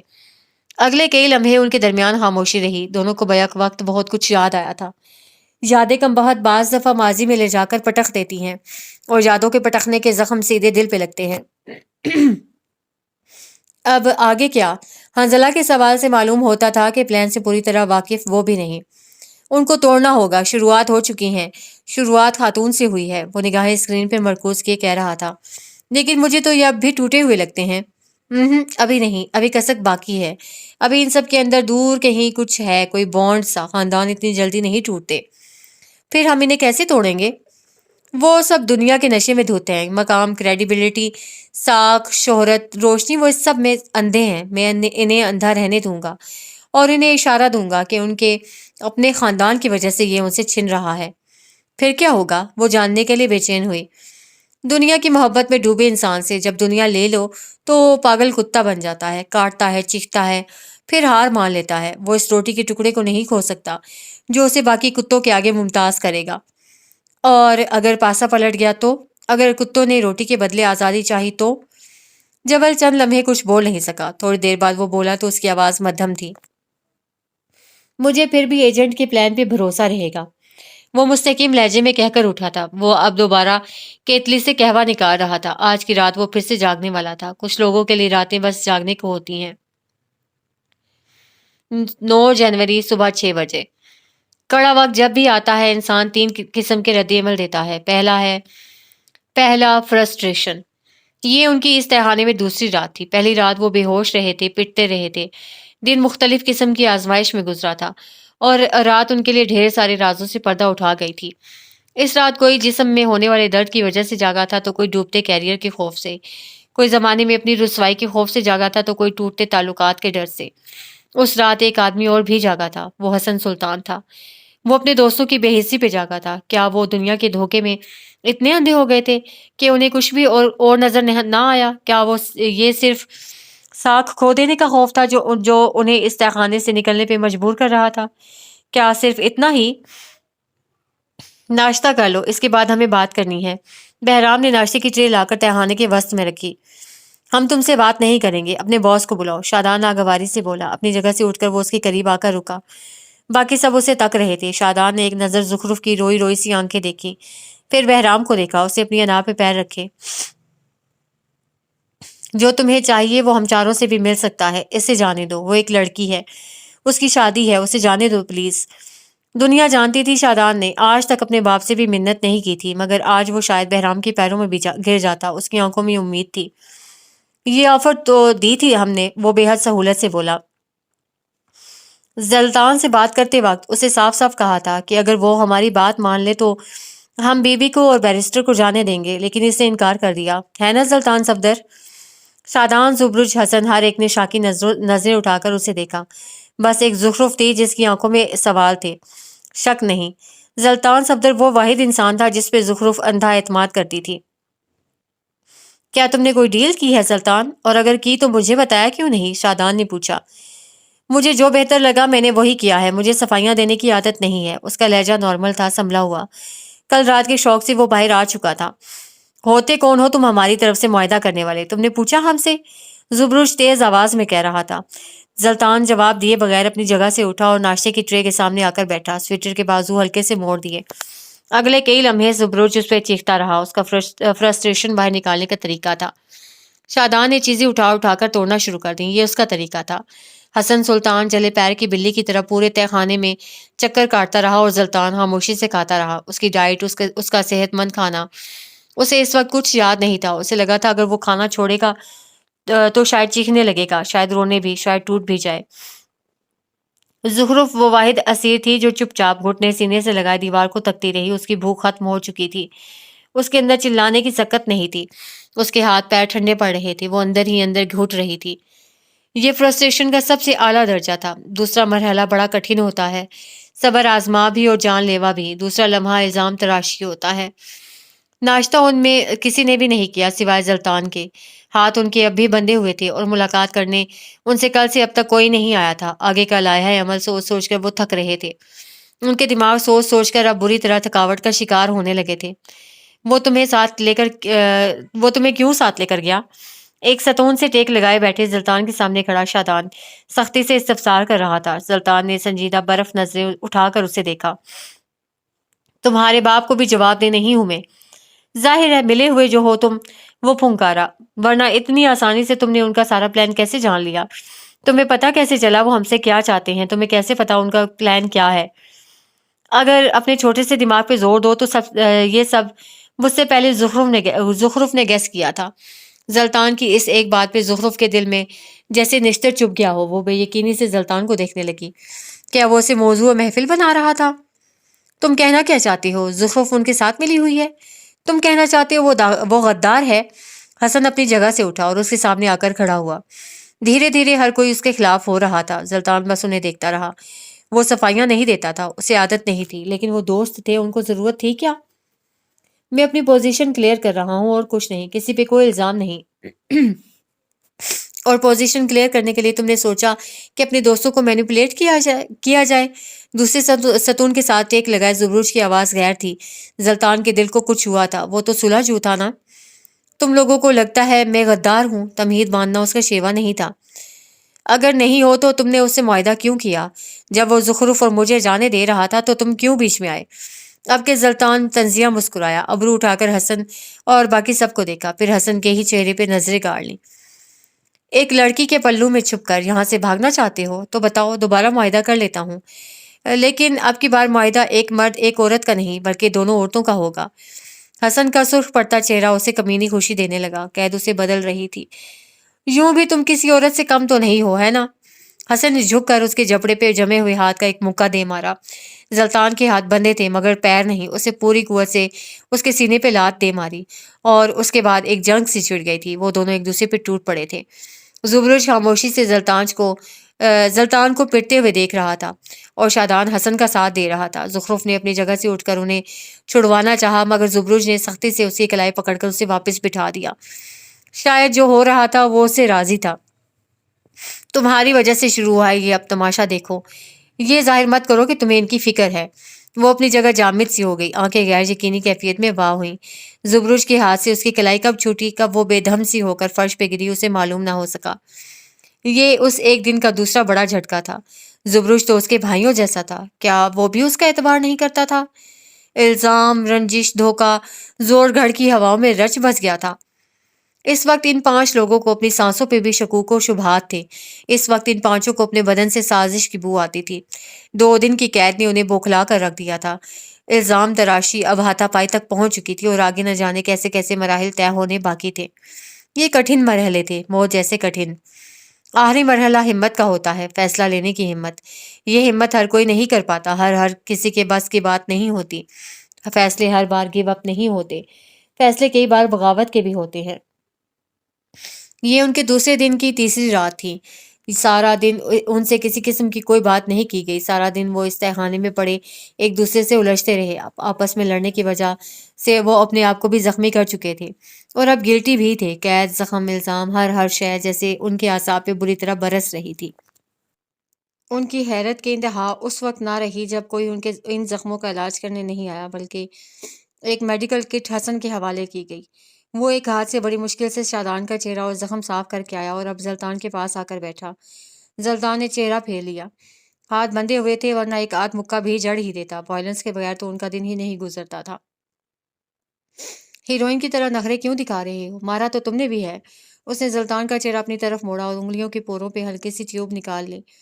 سیدھا سینے پہ مارا تم نے مجھے، میرا دل بند بھی ہو سکتا تھا۔ وہ دھیرے دھیرے اس کے زخم پہ مرہم لگانے لگا۔ مجھے یہاں سے نکلنا ہے۔ زلطان اس کی باتوں کے جواب میں بس یہی بولا۔ اور ہم تو اس جگہ کو اپنی نانی کا گھر سمجھ کر اسٹے کرنے آئے ہیں نا؟ بس پاپ کارن اور مونگ پھلیاں گھر پہ رہ گئیں، جاؤں جا کر لے آؤں؟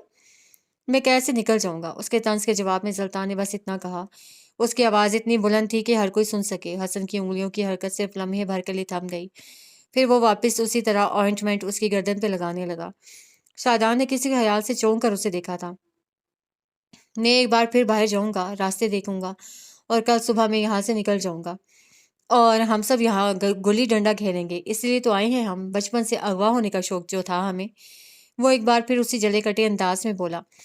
تمہارے پاس کوئی پلان ہے؟ اگر ہے تو مجھے بھی یہاں سے نکلنا ہے۔ شادان کی پکار ایک دوسرے کونے سے اٹھی۔ حسن کو لگا تھا اس کا دماغ گھوم گیا ہے مگر وہ سنجیدہ تھا۔ وہ زلطان کی طرف دیکھ رہا تھا۔ میں بھی سسک کر مرنا نہیں چاہتا، نکلنا ہے مجھے۔ زبروج شاہنواز کا اعلان۔ زلطان اب پر امید نظروں سے زخرف کو دیکھ رہا تھا۔ اس کی آنکھیں خطرناک حد تک سپاٹ تھیں۔ اس نے ایک نظر زلطان کو دیکھا، پھر مڑ کر زبرج کو، پھر شادان کو۔ مجھے نکلنا ہے لیکن تم تینوں کے سہارے نہیں۔ میں یہاں سے باہر جاؤں گی اپنے دم پہ، اپنے پلان کے ساتھ۔ جس طرح زلطان صفدر کو مجھ پہ اعتبار نہیں، اسی طرح اب مجھے بھی اس پہ اعتبار نہیں۔ میں نے کبھی یہ نہیں کہا کہ مجھے تم پہ اعتبار نہیں۔ تم نے یہ بھی تو نہیں کہا کہ تمہیں مجھ پہ اعتبار ہے۔ وہ ترکی بہ ترکی بولی۔ زلطان نے مٹھیاں بھینچ لیں۔ اس کہنے نہ کہنے نے 10 سالوں میں اس کی زندگی میں بہت سارے خلا چھوڑ دیے تھے۔ وہ ایک بار پھر خاموش ہو گیا۔ زخرف چند لمحے اس کے کہنے کی منتظر رہی مگر وہ کچھ نہ بولا۔ اس کے دل میں ایک نئے سرے سے ہوک اٹھی۔ زلطان صفدر کو آخر غرور تھا تو کس بات کا؟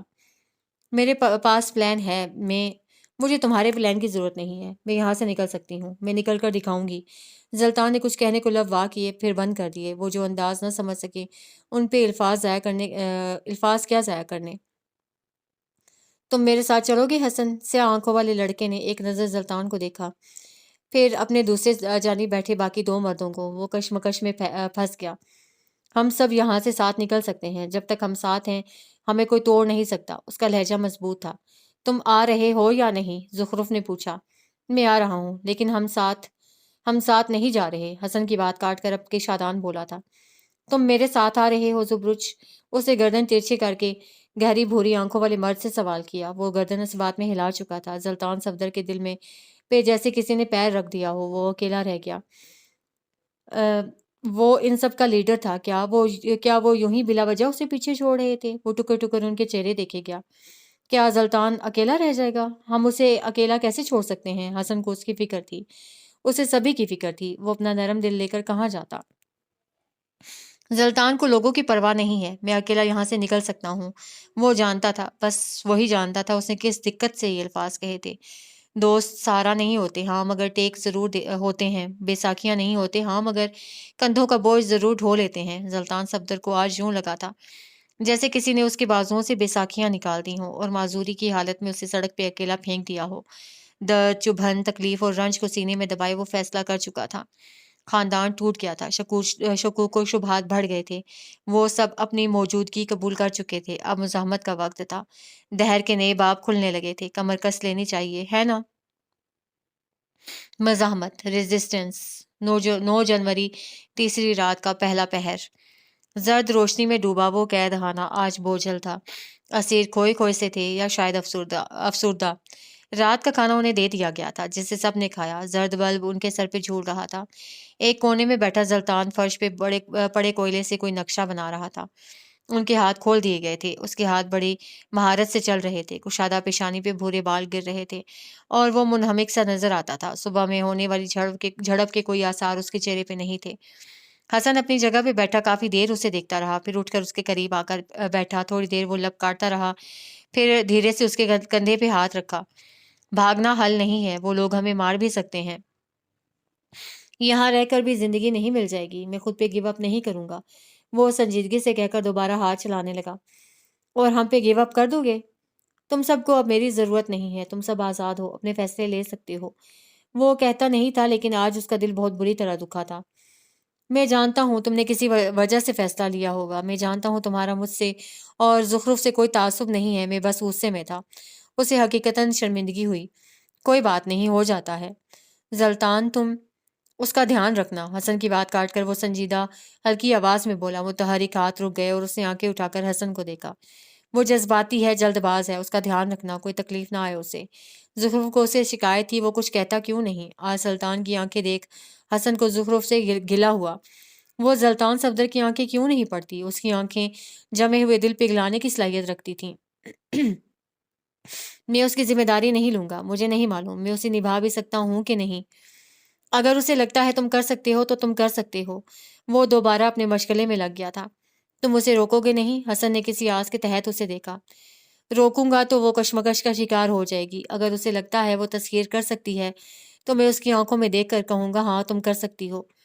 تم بہت عجیب آدمی ہو زلطان، کبھی کبھی دل چاہتا ہے تمہیں گلے لگا لیں اور کبھی کبھی دل چاہتا ہے تمہارا گلا گھونٹ دیں۔ زلطان نے کوئی جواب نہ دیا۔ حسن نے اس کے نقشے پہ نظریں مرکوز کیں۔ 7 کمرے، شام 7 بجے، 7 ڈبے، 7 لکڑیاں۔ وہ کڑیاں ملانے کی کوشش کر رہا تھا۔ نقشے میں ایک گھر تھا۔ اس گھر کے صحن میں ایک طرف 3 لوگوں کی نشاندہی کی گئی تھی اور ایک طرف 2 لوگوں کی۔ وہ دو لوگ کون تھے حسن؟ اور تمہیں جاننے میں کوئی دقت تو نہیں ہوئی؟ تم تو اس تصور کی دنیا میں بھی خود سے دور نہیں کر سکتے۔ وہ نقشے پہ نظریں جمائے بڑبڑایا۔ سلطان کے متحرک ہاتھوں کی اس رفتار سست ہوئی مگر تھمی نہیں۔ حقیقت میں اسے کیسے الگ کرو گے؟ اس سوال پہ چند پل خاموشی رہی، گہری گمبھیر خاموشی۔ میں نے اور میرے دل نے کبھی اسے الگ کرنے کے بارے میں سوچا ہی نہیں۔ وہ کافی دیر بعد دھیرے سے بولا، لیکن 5 دن بعد وہ تم سے دور چلی جائے گی، تم اسے روک لو۔ میں تو 16 سال کی عمر سے روک رہا ہوں، مگر وہ بہت ظالم ہے۔ اسے سلطان صفدر کی آنکھوں سے آنکھیں چرانا آتا ہے۔ یکدم اس نے بیزاری سے کوئلہ زمین پہ پھینکا اور حسن کو دیکھا۔ وہ رکتی کیوں نہیں ہے؟ اس کی آنکھیں سرخ پڑ رہی تھیں۔ اسے اب جواب چاہیے تھے۔ تم نے اسے آواز ہی نہیں دی ہوگی۔ زبان سے نہ سہی، مگر مجھ سے یہ مت کہو کہ میں نے اسے روکا نہیں۔ میں نے اسے کبھی اپنی نظروں سے اس کی وقت نہیں بتائی۔ مجھ سے یہ مت کہو کہ اسے نہیں معلوم جب وہ کسی تیسرے کا نام لیتی ہے تو سلطان صفدر کے دل کو کچھ ہوتا ہے۔ 10 سالوں میں پہلی بار زخرف کے ذکر پہ اس نے کھول کر رکھ دیا تھا۔ حسن کو ہر دفعہ اس کے بعد بدل لینے سے ملال ہوتا تھا، مگر آج جب اس نے بات کر دی تھی تو اسے اپنا دل کٹتا محسوس ہوا۔ وہ بول نہ سکا، وہ واقعی کچھ بھی نہ کہہ سکا۔ وہ بس سلطان کو دیکھتا رہا۔ کچھ دوست اس قابل ہوتے ہیں کہ ان کا درد اپنے دل پہ لینے کا دل کرے۔ رات کا پہلا پہر، تہخانے کا دوسرا حصہ۔ پلان ہے تمہارے پاس؟ نرم گدے پہ سیلن زدہ دیوار سے ٹیک لگائے بیٹھے زبروج نے شادان سے سوال کیا تھا۔ شادان اپنی کلائیوں پہ بننے والے زخم دیکھ رہا تھا، آنکھیں افسردہ تھیں۔ ہاں ہے، کام کرے گا نہیں کرے گا مجھے نہیں پتا، لیکن میں اسے ٹرائی کروں گا۔ اس کی آواز ہلکی تھی، زبروج کی آنکھوں میں اس کے لیے کچھ آیا تھا۔ وہ ڈاکٹر نے کیا لگتی ہے تمہاری؟ میری ہونے والی بیوی اور تمہاری بھابھی۔ زبروج اس کی برجستگی پہ ہلکا سا مسکرایا۔ اگر میں اس سے یہی سوال کروں تو جانتی ہو وہ کیا کہے گی؟ وہ کہے گی شادان شاہ ذہنی مریض ہے اور وہ میری نہ ہونے والی معالج۔ زبروج اب کے زور سے ہنس پڑا، پھر گردن ترچھی کر کے دلچسپی سے اسے دیکھا۔ مسئلہ کیا ہے؟ ناراض کیوں ہے وہ؟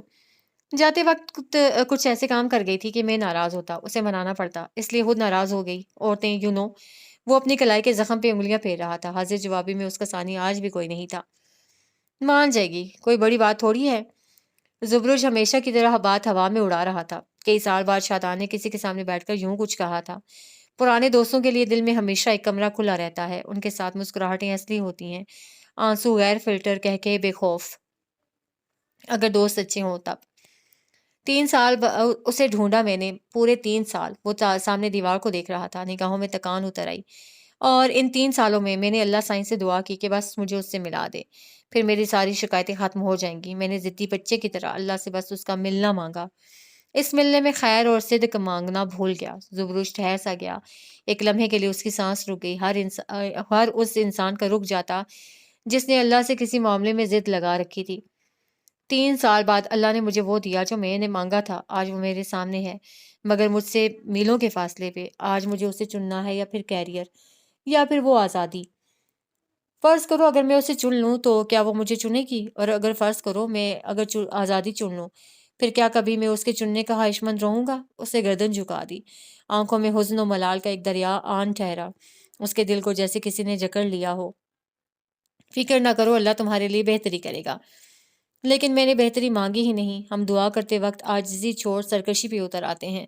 آج 3 سال بعد اپنی مانگی ہر دعا کے الفاظ رد و بدل کر دینا چاہتا ہوں۔ لوگ میرے لفظوں کی بناوٹ کے مداح ہیں، لیکن آج میں ان کو بتانا چاہتا ہوں کہ سید شادان اپنی زندگی کے سب سے بڑے معاملے میں کتنے غلط، بھدے اور سرکش الفاظ استعمال کر چکا ہوں۔ 3 سال میں سوچتا رہا میری کوئی دعا قبول کیوں نہیں ہوتی۔ آج 3 سال بعد میں سوچ رہا ہوں میری دعا قبول کیوں ہوئی۔ زبروج نے دھیرے سے اس کے کندھے پہ ہاتھ رکھا، ذرا سا تھپتھپایا۔ کئی بار ٹھارس کے لیے الفاظ نہیں موجودگی بھی کافی ہوتی ہے۔ کافی دیر بعد شادان نے گردن اٹھائی، اس کی آنکھیں گیلی سی تھیں، ناک سرخ۔ وہ واقعی ایسی کشمکش میں تھا جن میں جان جائے اور بس جان جائے۔ میں کل صبح اٹھتے ہی پیٹ میں تکلیف کا ڈرامہ کروں گا۔ تم نے کہنا ہے کہ مجھے ایسا درد ہوتا رہتا ہے، اس کے بعد میں کسی طرح سے کوئی بھی ہتھیار لے کر اپنے پاس رکھ لوں گا، اور جب میں باتھ روم سے یہاں واپس آؤں گا تب میں مزید درد کی شکایت کروں گا، اور جب حنزلہ مجھے چیک کرنے آئے گی تب۔ اس نے ڈھیر سارا تھوک نگلا، گردن میں گرٹیاں ابھرنے لگیں، شرمساری تھی۔ پھر میں وہی ہتھیار اس کی گردن پہ رکھ دوں گا، مجبوراً انہیں ہمیں یہاں سے جانے دینا پڑے گا۔ اس نے ماتھے پہ آیا پسینہ صاف کیا اور نگاہیں پھیر لیں۔ اسی پل اوپری زینوں کے اوپر بنا دروازہ کھلا، 2 لڑکوں کے ساتھ دروازہ پار کرتا بہرام دکھائی دیا۔ شادان اسے دیکھ منہ ہی منہ میں کچھ بڑبڑایا، پھر اٹھ کھڑا ہوا۔ لوگ محبوب سے ملاقات کے لیے خوشبو لگاتے ہیں، برانڈڈ کپڑے پہنتے ہیں، ایک میں ہوں جسے اپنے محبوب کا چہرہ دیکھنے کے لیے اسی کے بھائی سے مار کھانی پڑتی ہے۔ وہ اٹھ کر بہرام کے سامنے آ کر کھڑا ہوا۔ بہرام کی آنکھوں میں نیند بھری تھی۔ وہ اسے انہی آنکھوں سے دیکھے گیا جیسے کہنا چاہتا ہو، ہاں بھائی اب کیا تکلیف جاگی ہے؟ شادان نے اسے مزید سوچنے کا موقع نہیں دیا اور ایک زوردار لات اس کے سینے پہ دے ماری۔ اسی کے عقب میں زبرج جلدی سے اٹھ کر آیا اور بغیر بہرام کو سیدھا ہونے کا موقع دیے اس نے بہرام کے جبڑے پہ مکہ دے مارا۔ اگلے چند پل میں تہانہ ایک اکھاڑے کا منظر پیش کر رہا تھا۔ حسن، شادان، زبرج اور دوسری طرف بہرام اور اس کے ساتھی گتم گتھا تھے۔ تھوڑی دیر بعد تماشا دیکھتے زلطان نے جبل خان کو آتے دیکھا۔ اس کے آتے ہی سب تھم گیا تھا۔ زلطان نے آج تک کسی ہم صنف انسان سے اتنی خار نہیں کھائی تھی جتنی وہ جبل خان سے کھاتا تھا۔ وہ لیڈر تھا اور اسے اس دوسرے قائدانہ صلاحیت رکھنے والے آدمی سے نفرت تھی۔ اگلے چند پل وہ اس زمینی شیطان کا پلان کامیاب ہو چکا تھا۔ گدے پہ پڑے گہری سانسیں لیتے، منہ سے خون تھوکتے شادان کے پاس گھٹنوں کے بل وہ بیٹھ رہی تھی۔ وہ جس کے آتے ہی اس کے سب درد زائل ہونے لگتے تھے۔ شادان اسے ڈھیر ساری باتیں کرنا چاہتا تھا، بہت ساری، ڈھیر ساری، لیکن لڑکی کے تاثرات اجازت نہیں دیتے تھے۔ میں تمہاری ملازمہ نہیں ہوں، اگلی بار اگر تم نے کوئی لڑائی کی تو میں تمہارے لیے نہیں آؤں گی۔ وہ دیوار سے ٹیک لگائے نڈھال سا پڑا تھا، اسے سانس لینے میں بھی دقت سی ہو رہی تھی۔ تمہارے لیے MBBS نہیں کر رہی میں، وہ بیزاری سے بولی۔ شادان اس کی آنکھیں تکتا رہا، اس کی مڑی ہوئی پلکیں، اس کی بڑی بڑی آنکھیں، وہ جن میں نیند کا خمار تھا۔ وہ ان اسیری میں اگلے 100 سال بھی کاٹ سکتا تھا اگر ان پلکوں کا سایہ اس پہ پڑے، اگر ان آنکھوں سے وہ اسے نظر بھر کر دیکھ لے۔ کیا شے ہے یہ محبت، کیسے یہ بے سکونی میں سکون دیتی ہے، کیسے یہ غموں کی بھٹی میں جلتے دل پہ پھوار بن کر پڑتی ہے۔ رائٹنگ کیوں چھوڑ دی؟ اور اس اچانک سوال پہ وہ لمحے بھر کو تھم گئی۔ شادان کے کان سے بہتے اس زخم سے رشتے خون کو کیسے صاف کرنا تھا اسے سمجھ نہ آیا۔ تمہاری کتاب بہت مشہور ہوئی تھی، تمہیں آگے لکھنا چاہیے تھا، وہ ایک بار پھر بولا۔ کہانیاں میرے ذہن سے خارج ہو گئی تھیں، وہ لا تعلقی سے بولی۔ کہانیوں کے قاری کے ساتھ بے اعتنائی کرو گی تو یہی ہوگا۔ کیا کسی نے میری طرح کبھی تمہارے الفاظ پڑھے؟ 3 سال بعد اس نے حنزلہ کے متعلق پہلا شکوہ حنزلہ سے ہی کیا۔ وہ نظریں چرا گئی۔ جلدی جلدی ہاتھ چلاؤ ہانی، اس کے عقب میں کھڑا اس کا کزن بولا۔ تو وہ واقعی جلدی جلدی ہاتھ چلانے لگی؟ شادان نے ایک لمحے کے لیے بھی اسے نظر نہیں ہٹائی۔ وہ واقعی اسے اتنی لا تعلق ہو سکتی تھی کیا؟ میں نے تمہارے ہر لفظ کو عقیدت سے پڑھا تھا، میں نے تمہارے کرداروں سے جذباتی وابستگی رکھی تھی، میں نے تمہاری کہانی کو جیا تھا۔ کیا کسی نے تمہاری کہانی کو جیا ہے؟ مورخ لکھے گا تاریخ میں پہلی بار کاری کے سوال پہ لکھاری لاجواب ہو گیا۔ پہلی بار الفاظ نے لکھاری کا ساتھ چھوڑ ایک کاری سے گٹھ جوڑ کیا۔ پہلی بار الفاظ کے میدان میں لکھاری نہتہ مارا گیا۔ پہلی بار لفظوں نے لکھاری سے غداری کی۔ وہ اب اس کی آنکھ کے نیچے دوا لگا رہی تھی۔ شادان کے کسی بات کا اس نے جواب نہیں دیا تھا، مگر ہاں آج 3 سال بعد اس کی روح جھنجھوڑی گئی تھی، اس کی ساری تعویلیں ردی ہو گئیں۔ وہ شادان کے آگے نادم تھی۔ منافقین کے دلوں پہ کہانیاں نہیں اترتی، اگر اتر جائیں تو ان کے لفظوں میں تاثیر نہیں ہوتی۔ کہانیاں، قصے لکھنے والے لوگ بڑے بلیسڈ ہوتے ہیں، یوں ہی ہر کوئی کبھی بھی لکھاری نہیں بن سکتا۔ میں لکھاری تھی، وہ بدقت کہہ سکی، مگر تمہارے دل میں کیا تھا؟ ایک کھوٹ زدہ دل لے کر تم لوگوں کو سبق نہیں دے سکتی؟ اللہ کے پاس کئی نائب ہیں، اس نے کہانیاں لکھنے کے لیے بھی کسی کو چن ہی لیا ہوگا۔ اپنی بکواس بند رکھو، تم سمجھے؟ وہ لرزتی آواز میں کہہ کر کھڑی ہوئی۔ سامان میڈیکل کٹ میں ڈالے بغیر وہ تیز تیز قدم لیتی وہاں سے بھاگ گئی تھی۔ اس کے ساتھ آنے والا مرد ہمنکوں کی طرح اسے دیکھے گیا۔ شادان اس راہ کو تکے گیا، شاید اب وہ دوبارہ اسے یہاں سے آتا نہیں دیکھ سکے گا۔ 9 جنوری رات 11:10۔ جگ سے پانی گلاس میں انڈیلتے ہوئے اس کی آنکھیں سپاٹ تھیں۔ تاثرات دیکھ کر اس کے خوش اداس خوفزدہ ہونے کا کوئی تعین نہیں کیا جا سکتا تھا۔ گلاس میں پانی بھر کر وہ سیڑھیوں کی طرف بنی چھوٹی سی جگہ کی طرف بڑھ گئی۔ چند پل بعد وہ اسی گلاس کا پانی اپنی ہتھیلیوں میں بھرے منہ پر اچھال رہی تھی۔ اپنی شال جو اسے یہاں کوئی دے کر گیا تھا سے چہرہ خشک کرتے ہوئے اس نے اپنے بال سمیٹنے شروع کیے۔ وہ انہیں بل دینے لگی، چٹیاں بنتی چلی گئی۔ زلطان غیر ارادی طور پر اسے بال باندھتے ہوئے تک رہا تھا۔ اسے معلوم تھا یہاں وہ چٹیاں بنا کر اسے پشت پہ چھوڑے گی، یہاں اس کے سلکی بال اس کے چہرے پہ پھسل جائیں گے، اور وہی ہوا۔ تھوڑی ہی دیر میں اس کے بال چٹیا سے نکلنے لگے۔ اندازے کی درستگی پہ زلطان کے دل کو اچھا سا لگا، جانے کیوں۔ یہاں سے دور اسکرین پہ تہانے کی ویڈیوز دیکھتے ہوئے جبل خان بغور اس کی ایک ایک حرکت دیکھ رہا تھا۔ بہرام اس کے عقب میں کھڑا تھا۔ تم کو اس آدمی سے جلن نہیں ہوتا جبل؟ وہ اسکرین دیکھتے ہوئے بولا۔ مجھے اس پہ ترس آتا ہے، وہ بے اختیار بولا۔ اس آدمی نے کیا کیا گنوا دیا ہے اسے اندازہ بھی نہیں، اور اگر کوئی اسے اس کے خسارے گنوائے تو سلطان صفدر گردن نہیں اٹھا سکے گا۔ ہم غریبوں کی محبت رول جاتی ہے کیونکہ ابا نہیں مانتا، برادری نہیں مانتی۔ یہ کمبخت امیر اپنے چونچلوں کی وجہ سے محبت سے ہاتھ دھو بیٹھتے ہیں۔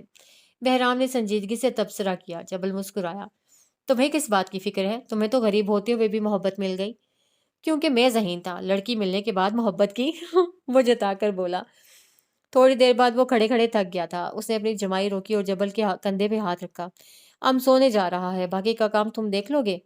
جبل نے اس بات میں سر ہلایا۔ خاتون کو یہاں لاؤ، سب سے مضبوط ارادہ ان کا ہے، مجھے انہیں توڑنا ہوگا۔ بہرام سر ہلاتا ہوا گیا اور تھوڑی دیر بعد وہ زخرف کے ساتھ واپس آیا تھا، کندھوں پہ شال لیے بندھے ہوئے ہاتھوں اور چٹیا سے نکلتے ہوئے بالوں کے ساتھ۔ وہ صوفے پہ آ کر بیٹھی۔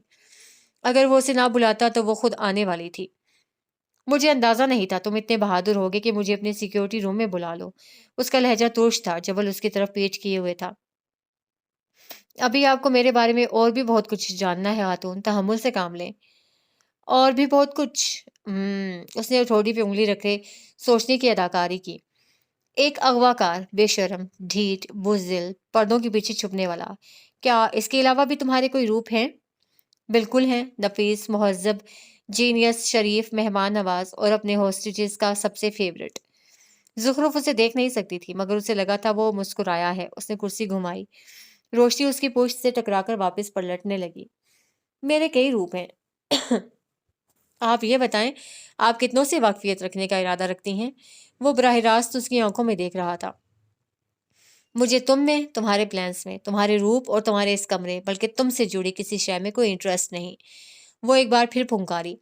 جبل خان کو دیکھ اس کے اندر غصے کی ایک لہر سی دوڑنے لگتی تھی۔ وہ بہرام اور اس کے باقی ساتھیوں کے ساتھ ایسا غصہ، ایسی بدتمیزی نہیں کرتی تھی۔ جبل نے شاید اسے کھلی چھوٹ دے رکھی تھی۔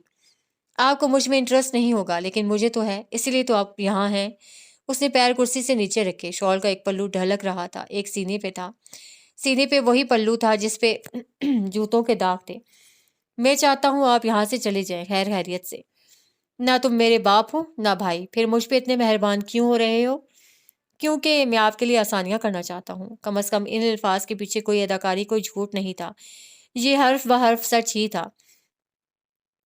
آپ ایک بیان ریکارڈ کروائیں اور پھر آپ جا سکتی ہیں۔ وہ زخرف کے سامنے رکھے صوفے پہ آ کر بیٹھا۔ وہ اسے کم آس پاس زیادہ دیکھ رہی تھی، شاید اسے یہاں سے بھاگنے کے لیے کوئی سراغ مل سکے۔ جبل اس کی آنکھوں میں ابھرتی فکر مندی، اس کی حرکات و سکنات کو نوٹ کر رہا تھا۔ خاتون، اپنی آنکھوں اور دماغ کو زحمت نہ دیں، یہاں سے آپ کو کوئی کلو نہیں ملے گا۔ زخرف کے اوپر جیسے اوس سی پڑ گئی۔ آپ یہاں سے جا سکتی ہیں، اپنی طرف سے ایک ویڈیو ریکارڈ کروائیں، اس میں زور گھڑ کی حمایت کریں، اور بدلے میں میرے لوگ آپ کو خود آپ کے گھر چھوڑ آئیں گے۔ تم اس ویڈیو کے ذریعے کچھ بھی حاصل نہیں کر سکتے۔ دنیا ہماری تب سنتی ہے جب ہم 5 مل کر بولیں۔ جبل خان نے صوفے سے ٹیک لگا لی، ایک ہاتھ موڑ کر صوفے کے ہتھے پہ رکھا اور فرصت سے اسے دیکھا۔ آپ سے کس نے کہا ہے میں آپ کی ویڈیو سوشل میڈیا پہ پوسٹ کروں گا؟ آپ نے اپنی طرف سے بیان دینا ہے، چند جذباتی جملے کہنے ہیں اور تھوڑا بہت موجودہ سیاست کی نااہلی دکھانی ہے، اور اس کے بعد آپ نے سلطان صفدر کے بارے میں بات کرتے ہوئے کہنا ہے کہ اگر وہ سیاست میں آ بھی گیا تو زور گھاٹ جیسے کئی شہروں کے بارے میں سوچے گا بھی نہیں، لہٰذا تم مجھے سلطان کی سیاست خراب کرنے کو کہہ رہے ہو؟ زخرف نے بے یقینی سے اس کی بات کاٹی۔ جیسے ہی میں اپنے بیان میں یہ کہوں گی کہ سلطان کو زور گھڑ اور اس کے جیسے کئی دوسرے شہروں کے مسائل میں دلچسپی نہیں ہے، تو جانتے ہو کیا ہوگا؟ بالکل جانتا ہوں، وہ کمال اطمینان سے بولا۔ موجودہ نااہل حکومت فوراً حرکت میں آئے گی اور جلد از جلد زور گھڑ کے مسئلے پہ غور کرے گی اور اس امر کو یقینی بنائے گی کہ ہمارا حق ہمیں جتنا جلدی ہو سکے مل جائے، تاکہ نئی حکومت بھی انہی کی بن سکے۔ تم مجھے سلطان صفدر کے خلاف جانے کو کہہ رہے ہو؟ اس کی آنکھیں اب تک بے یقین تھیں۔ نہیں، میں آپ کو اپنے حق کی بات کرنے کو کہہ رہا ہوں۔ یہاں سلطان صفدر ایک تھرڈ پرسن ہے۔ زخرف کے لیے سلطان کبھی تھرڈ پرسن نہیں ہو سکتا۔ کیا آپ تھوڑی دیر کے لیے بھول نہیں سکتی کہ سلطان سے کوئی تعلق ہے آپ کا؟ وہ قدرے چڑھ کر بولا۔ 1 منٹ کے لیے بھی نہیں، تم غلط جگہ کوشش کر رہے ہو، وہ اپنے لفظوں پہ زور دیتے ہوئے بولی۔ ایک پل کے لیے جبل نے اعتراف کیا تھا کہ وہ واقعی غلط جگہ کوشش کر رہا تھا۔ میں سلطان سے بدگمان نہیں ہو سکتی، نہ لوگوں کو کر سکتی ہوں، یہ کسی قیمت پہ نہیں ہوگا۔ آپ کی آزادی کی قیمت پہ بھی نہیں، میری جان بخشی کی قیمت پہ بھی نہیں۔ وہ پھنکاری۔ آپ کی جگہ اگر یہ آفر زلطان کو ملتی تو وہ قبول کر لیتا، جیسے اس نے آپ کی اور حسن کی قید قبول کر لی۔ یہ وار مختلف تھا۔ زخرف کو ادھڑے زخم کھل جانے جیسی تکلیف ہوئی۔ چند پل کے لیے وہ کچھ بول نہ سکی۔ وہ ہمارا پرسنل میٹر ہے۔ جی جی بالکل، اسی لیے اس نے میرے ساتھ ڈسکس کیا۔ تم آخر مجھ سے چاہتے کیا ہو؟ وہ تھک کر بولی۔ مجھے معلوم ہے میری ویڈیو تم سوشل میڈیا پہ نہیں ڈالو گے، بلکہ تم اسی ویڈیو کے ذریعے میرے باقی دوستوں سے ان کے بیان ریکارڈ کرواؤ گے۔ تم ان کی ہمت توڑنا چاہتے ہو۔ تم ہم سب کو الگ الگ کر کے مارنا چاہتے ہو۔ پرفیکٹ پلان ہے، مگر جانتے ہو کیا؟ وہ صوفے پہ آگے کو ہوئی، جبل کی آنکھوں میں آنکھیں ڈالیں۔ شطرنج کے اس کھیل میں تم نے مجھے پیادہ سمجھ لیا ہے۔ میں ملکہ ہوں، تم مجھے استعمال نہیں کر سکتے، تم مجھ سے کھیل نہیں سکتے۔ وہ نشست چھوڑ کر اٹھی، ایک بیزار نگاہ اطراف میں ڈالی۔ میں تمہاری کوئی مدد نہیں کرنا چاہتی، مجھے واپس چھوڑ کر آؤ۔ کہہ تو ایسے رہی تھی جیسے یہ اس کے ابا جی کا ریسٹ ہاؤس ہو۔ جبل خان نے آواز دے کر کسی کو بلا لیا تھا۔ وہ زخرف کا بازو پکڑے اسے اپنے ساتھ لے جانے لگا۔ جبل خان نے ایک نظر اس کی سبز ہیلز پہ ڈالی، پھر پشتوں میں لڑکے کو مخاطب کیا۔ خاتون کو نرم جوتے پہنچا دینا۔ کیا تم نے اسے دوبارہ میرے ساتھ سختی کرنے کو کہا ہے؟ اس نے صوفے پہ بیٹھے جبل کی پشت کو گھورتے ہوئے کہا۔ جبل نے سر کو صوفے پہ گرا دیا۔ کہنے کی کیا ضرورت؟ ماشاءاللہ آپ بہت ہنرمند ہیں۔ 5 منٹ کے اس راستے میں آپ ضرور ایسا کوئی کام کریں گی کہ آپ کے ہاتھ سمیت پیر اور منہ بھی باندھنا پڑے۔ وہ سکون سے بولا۔ زخرف سلگ کر رہ گئی۔ اس نے جواب دینے کو منہ کھولا، مگر وہ لڑکا اسے اپنے ساتھ لیے چلنے لگا۔ 4 انچ کی اونچی ہیلز کے ساتھ بھاگیں گی؟ وہ بڑبڑایا، پھر آنکھیں موند لی۔ جلن جیسے بڑھ گئی تھی۔ ہر طرف پھیلے سکوت میں اس کی ہیلز کی ٹک ٹک جبل خان کو یہاں تک سنائی دے رہی تھی۔ وہ سنتا رہا۔ یہ آہٹ بھی اس کے لیے مقدم تھی۔ وہ اسے سنتے رہنا چاہتا تھا، مگر چند لمحے بعد آواز معدوم ہو گئی۔ کیا وہ واقعی غلط جگہ کوشش کر رہا تھا؟ اس نے ملال سے سوچا۔ تیسری رات کا اختتام، چوتھے دن کی پہلی صبح، 5 بجے، 10 جنوری۔ روشن دان سے آتی نیلگوں روشنی میں زلطان صفدر کا چہرہ نظر آتا تھا۔ اس کا سفید ہائی نیک سویٹر جگہ جگہ سے مٹی اور خون کے دھبوں سے بھرا ہوا تھا۔ اس کا اوور کوٹ دور کاٹ کباڑ کے ساتھ پڑا تھا۔ نیند سے بھری مندی مندی آنکھیں کھولتے ہوئے وہ اٹھ بیٹھا۔ کئی لمحے خاموشی سے اپنے اطراف میں تکتا رہا۔ شادان، زبروج، حسن آڑے ترچھے فرش پہ سو رہے تھے۔ گدے پہ زخرف تھی۔ وہ شاید جاگ رہی تھی، شاید نہیں۔ زلطان اپنی جگہ سے اٹھا، کپڑے جھاڑے اور سامان کے اوپر پڑا اپنا اوور کوٹ اٹھا کر پہن لیا۔ سردی شدید تھی، شاید برف باری دوبارہ شروع ہو گئی تھی۔ زخرف کے قریب گدے پہ بیٹھتے ہوئے وہ اسے دیکھتا رہا۔ وہ بازو سے آنکھیں ڈھانپے ہوئے تھی۔ مجھے پتا ہے تم جاگ رہی ہو، وہ اپنے دوستوں کی نیند کا خیال رکھتے ہوئے ہلکی آواز میں بولا۔ ہم یہاں سے نکل جائیں گے اور مجھے نہیں پتا ہم دوبارہ کب ملیں۔ میں تم سے کہنا چاہتا تھا کہ میرے حوالے سے بدگمان نہ ہونا۔ زخرف نے لب بھینچ لیے، کچھ کہا بھی نہیں۔ وہ اس کے کچھ کہنے کا منتظر تھا بھی نہیں۔ مبہم الفاظ میں وہ اپنا پیغام پہنچا چکا تھا۔ میں چاہتا ہوں تم جذباتیت کو پرے رکھ کر چیزوں کو پرکھنا سیکھو، پھر میں تمہیں کم برا لگوں گا۔ اگلے ہی پل وہ اٹھا اور اب وہ باقی تینوں کے اوپر سے لحاف کھینچ کر اتار رہا تھا، ساتھ ان کی کمر پہ لات رسید کر رہا تھا۔ کوئی اسے گالی بکتے اور کوئی اس کی شان میں گالی سے بڑے القابات کہتے ہوئے اٹھ بیٹھا۔ نیند سے بھاری ہوتی آنکھیں زلطان صفدر پہ جم گئیں۔ ہمیں یہاں سے جانا تھا، یاد ہے؟ وہ ان تینوں کو دیکھتے ہوئے پوچھ رہا تھا۔ اس میں کچھ تھا، کوئی روب، کوئی قائدانہ صلاحیت۔ اس سے نفرت، گلہ ہونے کے باوجود کوئی اسے نہ نہیں کہہ سکتا تھا۔ وہ سب اٹھ بیٹھے، بستر ایک طرف رکھے، پیروں میں جوتے ڈالے۔ وہ پانچوں اب ایک دائرے میں کھڑے تھے، ایک دوسرے پہ نظریں جمائے۔ ہر کوئی ایک دوسرے کے خوف بھانپ لینا چاہتا تھا۔ تم سب شیور ہو تمہیں میرے ساتھ نہیں جانا؟ زلطان نے ایک ایک کے چہرے پہ باری باری نظر ڈالی۔ ہر ایک نے نظر موڑ لی، جواب نہیں دیا۔ زلطان نے بغیر کچھ کہے ہتھیلی کی بند مٹھی ان کی طرف بڑھائی۔ کئی لمحے وہ مٹھی تنہا ہوا میں معلق رہی، اور پھر حسن نے اس کا ساتھ دیا، پھر زبروج، شادان اور زخرف نے بھی مٹھیاں ٹکرائیں، پھر ہر ایک نے ہاتھ واپس کھینچ لیا۔ کم از کم وہ یہاں سے جانے کے فیصلے پہ متفق تھے۔ اگلے کئی لمحات سلو موشن میں ہوئے۔ شادان مصنوعی گرا رہا تھا، حسن چیخ چیخ کر باہر سے کسی کو آوازیں دے رہا تھا۔ بہرام اور اس کے ساتھی دروازے سے اندر آتے نظر آئے تھے۔ وہ شادان کو سہارا دے کر باہر لے گئے تھے۔ اسے باتھ روم میں چھوڑ 2 لوگ اسلحہ ہاتھ میں لیے باہر پہرا دینے لگے۔ باتھ روم کے سنک کے سامنے کھڑے ہو کر اس نے آئینے میں اپنا چہرہ دیکھا۔ اس کی رنگت سفید پڑ رہی تھی، آنکھوں میں خوف تھا۔ جھک کر چند گہرے سانس لے کر اس نے اپنا تنفس بحال کیا اور پھر یہاں وہاں نظر دوڑائی۔ کوئی نوکیلی شے، کوئی اوزار، شاید کچھ نظر آ جائے۔ اسے کوئی قابل غور شے نظر نہ آئی۔ اس کی آنکھیں ماری بے بسی کے چھلکنے لگیں۔ اسی پل وہ بالکل ٹھہر گیا۔ گردن ہلکی سی پھیر کر دیوار پہ لگے آئینے کو دیکھا۔ اس کی آنکھیں چمک اٹھیں۔ وہ اب اس آئینے کو دیوار سے اتار رہا تھا۔ آئینہ اتار کر اس نے پوری قوت سے اسے فرش پہ دے مارا۔ باہر کھڑے مسلح افراد فوراً الرٹ ہوئے اور دروازے پر بندوقیں مارنے لگے۔ وہ شادان سے دروازہ کھولنے کو کہہ رہے تھے۔ شادان نے جھک کر ایک چھوٹا سا کانچ کا ٹکڑا اٹھا کر اسے اپنی جینس میں ڈال لیا، مگر دروازہ نہیں کھولا۔ وہ دروازے کے قریب بیٹھا تھا۔ میں مر جانا چاہتا ہوں، مجھے نہیں جینا، وہ فرش پہ بیٹھے ہوئے زور زور سے چیخنے لگا۔ اسی پل دروازہ کھلا، شادان دور جا گرا۔ دونوں مردوں نے بندوقیں اس کے اوپر تان لی تھیں، ایک ذرا سی مزاحمت اور وہ خلاص۔ اچانک اس نے کانچ کا ایک ٹکڑا اپنی کلائی پہ رکھ لیا۔ مجھے مرنا ہے، میں مرنا چاہتا ہوں، مجھے مرنے دو۔ وہ شیشہ کلائی پہ پھیرتا، اس سے قبل ایک آدمی نے بندوق کا دستہ اس کے سر پہ دے مارا اور شیشہ اس کے ہاتھ سے لے کر دور پھینک دیا۔ اب وہ دونوں اسے تقریباً گھسیٹتے ہوئے وہاں سے لے کر جا رہے تھے۔ شادان کی کمر اور بازو پہ شیشہ چپ گیا تھا، مگر اسے پرواہ نہیں تھی۔ اسے صرف ایک شیشے کی پرواہ تھی جو اس کی جیب میں تھا۔ تھوڑی دیر بعد وہ دوبارہ تہخانے کے اس بستر پہ تھا، دیوار سے ٹیک لگائے ہوئے، آنکھیں اپنے طبیب پہ جمائے ہوئے۔ وہ اس کی کونی میں پھنسے شیشے نکال رہی تھی، چہرے پہ سخت بیزاری تھی۔ وہ قصداً شادان کو نہیں دیکھ رہی تھی۔ جو میں کرنے والا ہوں اس کے لیے میں ایک عرصہ خود کو ملامت کروں گا، لیکن تم یاد رکھنا، اینی تھنگ فار ریزسٹنس، اس نے کہا، اور حنزلہ نے آنکھیں اٹھا کر اسے دیکھا۔ ابھی وہ اس کی بات کا مطلب سمجھتی کہ شادان برق رفتاری سے اٹھا اور اس کا ہاتھ پکڑ کر بجلی کسی تیزی سے اسے کھڑا کیا۔ اس کا رخ موڑے، اس کی پیٹھ اپنی جانب کی، وہ اس کی شہرک پر وہی شیشہ، تیز دھار شیشہ رکھ چکا تھا۔ حنزلہ جہاں تھی وہیں تھم گئی۔ اس کی آنکھوں کی ہر حرکت ساکن ہو گئی، اس کے پیروں سے کشش ثقل غائب سی ہو گئی، وہ سن ہو گئی۔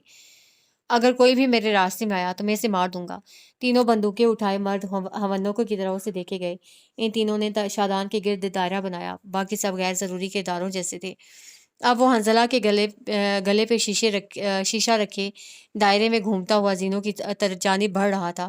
تینوں مرد بھی بندوقیں تھامے اس کا نشانہ لیے اس کے ساتھ گھوم رہے تھے۔ یہاں وہ ایک پل کو گرفت ڈھیلی چھوڑتا اور یہاں وہ اس کا کام ختم کر سکتے تھے، مگر وہ دو رہ گئے جب زلطان نے پوری قوت سے لات مار کر ان میں سے ایک کو گرایا۔ اس کے گرتے ہی اس کی بندوق زخرف نے اٹھا لی تھی اور اس کا رخ کسی اور کی نہیں بلکہ اپنی کنپٹی کی طرف تھا۔ یہ ان تین مردوں کے لیے دوسرا شوق تھا۔ آوازیں سن کر بہرام بھاگتا ہوا اسی طرف آیا تھا، مگر وہ دروازے پہ جم گیا تھا۔ زخرف کے ہاتھ میں ایک بندوق تھی جسے وہ اپنی کنپٹی پہ رکھے ہوئے تھی۔ آنکھیں کسی انہونی کا پتہ دیتی تھیں۔ کسی کو مارنا ان کا پلان نہیں تھا، ہرگز نہیں۔ اگر کسی نے مجھے روکنے کی کوشش کی تو میں ٹریگر دبا دوں گی۔ زور گھر سے ملنے والی میری لاش تمہیں تباہ کر سکتی ہے بہرام خان۔ وہ اس کی آنکھوں میں دیکھتے ہوئے گھررا رہی تھی۔ بہرام کا چہرہ سفید پڑنے لگا۔ وہ نفی میں سر ہلانے لگا۔ اپنی بندوقیں نیچے پھینکو اور گھٹنوں کے بل بیٹھ جاؤ، زلطان آپ کے سامنے آ کر بولا۔ بہرام نے انہیں بندوقیں پھینکنے کو کہا تھا۔ وہ وہاں سے کھڑے ہو کر دیکھ سکتا تھا، شیشہ کسی طرح اس کی اکلوتی بہن کی گردن میں کھب رہا تھا۔ ہتھیار اس کی گردن میں ہاتھ میں تھے اور وہ بے بس تھا۔ خاندان انسان کو بے بس کر دیتا ہے۔ اپنی بندوقیں نیچے پھینک دو اور گھٹنوں کے بل بیٹھ جاؤ، اس نے دہرایا تو وہ دونوں مرد سرخ چہرے کے ساتھ گھٹنوں کے بل بیٹھ گئے، بندوقیں گرا دیں۔ یہ ان کی غیرت پہ کاری وار تھا۔ زلطان نے ایک بندوق اپنے ہاتھ میں لی، دوسری زبرج کے ہاتھ میں تھی۔ حسن ساکن صامت تھا، اسے سمجھ آیا وہ کیا کرے۔ وہ ایک بار پھر غیر ضروری اضافہ تھا، یا شاید وہ لوگوں کی سیاہی میں مس فٹ سویرا تھا۔ بہرام خان تم یہاں نیچے اتر کر آؤ، زلطان اسے حکم دیتے ہوئے آگے چل رہا تھا۔ وہ سب ہٹتے گئے۔ بہرام نے اپنی بندوق گرا دی، دونوں ہاتھ اوپر کر لیے۔ میری بہن کو کچھ ہوا تو میں تمہیں جان سے مار ڈالوں گا۔ اس کی نظریں ایک پل کے لیے بھی حنزلہ کے چہرے سے ہٹی نہیں۔ وہ بندوقیں اس کے لوگوں پہ تانے ہوئے تھے اور چند پل بعد بہرام ان کے لیے راستہ بنا رہا تھا۔ سلو موشن کی فلم فاسٹ سپیڈ میں ہوئی اور اب وہ اس بھول بھلیاں نما گھر سے باہر نکلنے کے مختلف راستے دیکھ رہے تھے۔ اتنے راستے، اتنی راہداریاں! انہیں یقین تھا اگر بہرام انہیں یہاں سے نہ نکالتا تو وہ ضرور ان بھول بھلیوں میں بھٹک کر رہ جاتے۔ انہیں بنانے والا کون ہوگا؟ بلاخر ایک راہداری کے پار ایک دروازہ کھلا تھا اور اس دروازے کے پار ہلکی سی برف کی تہہ تھی۔ ان کے قدم برف پہ پڑے اور ان 5 لوگوں کو علم ہوا آزادی کتنی بڑی نعمت تھی۔ قید کا ایک دن 1 صدی کے برابر ہوتا ہے۔ ان کی آنکھیں یوں تھیں جیسے کئی سالہ خشک سالی کے بعد ہریالی دیکھی ہو۔ وہ اپنے آس پاس دیکھ رہے تھے، چھوٹے بڑے مکان، سڑک، برف، بجلی کے کھمبے، گلی کے نکڑ پہ کوئی دکان، تازہ سرد ہوا۔ دور کہیں سے فجر کی آخری اذانیں بلند ہوئیں۔ زور گھر جاگ گیا تھا اور ان 5 لوگوں کے لیے دہر کا ایک نیا باب کھل گیا تھا۔ خارجی دروازے کے پار کشادہ سڑک والی گلی میں ان 5 لوگوں نے شاید ایک دوسرے کو آخری بار دیکھا۔ ان کی مٹھیاں ایک آخری بار آپس میں ٹکرائیں، آنکھیں آخری بار ملیں اور پھر راہیں جدا ہوئیں۔ دائیں بائیں اور سیدھ میں وہ ٹکڑوں کی صورت الگ ہو گئے۔ خاندان بٹ گیا تھا، بقا کی جنگ شروع ہو چکی تھی۔ دنیا کی محبت میں اندھے لوگ، لوگوں کی ستائش کے بھوکے اور ممبر پہ بیٹھ کر بہتان باندھنے والے سچ سے آنکھیں چرائے اس علاقے کی بھول بھلائیوں میں کہیں کھو جانے والے تھے۔ آسمان سے گرتی برف نے انہیں احساس دلایا وہ آزاد تھے، بالآخر آزاد۔ کیا مگر کیا واقعی؟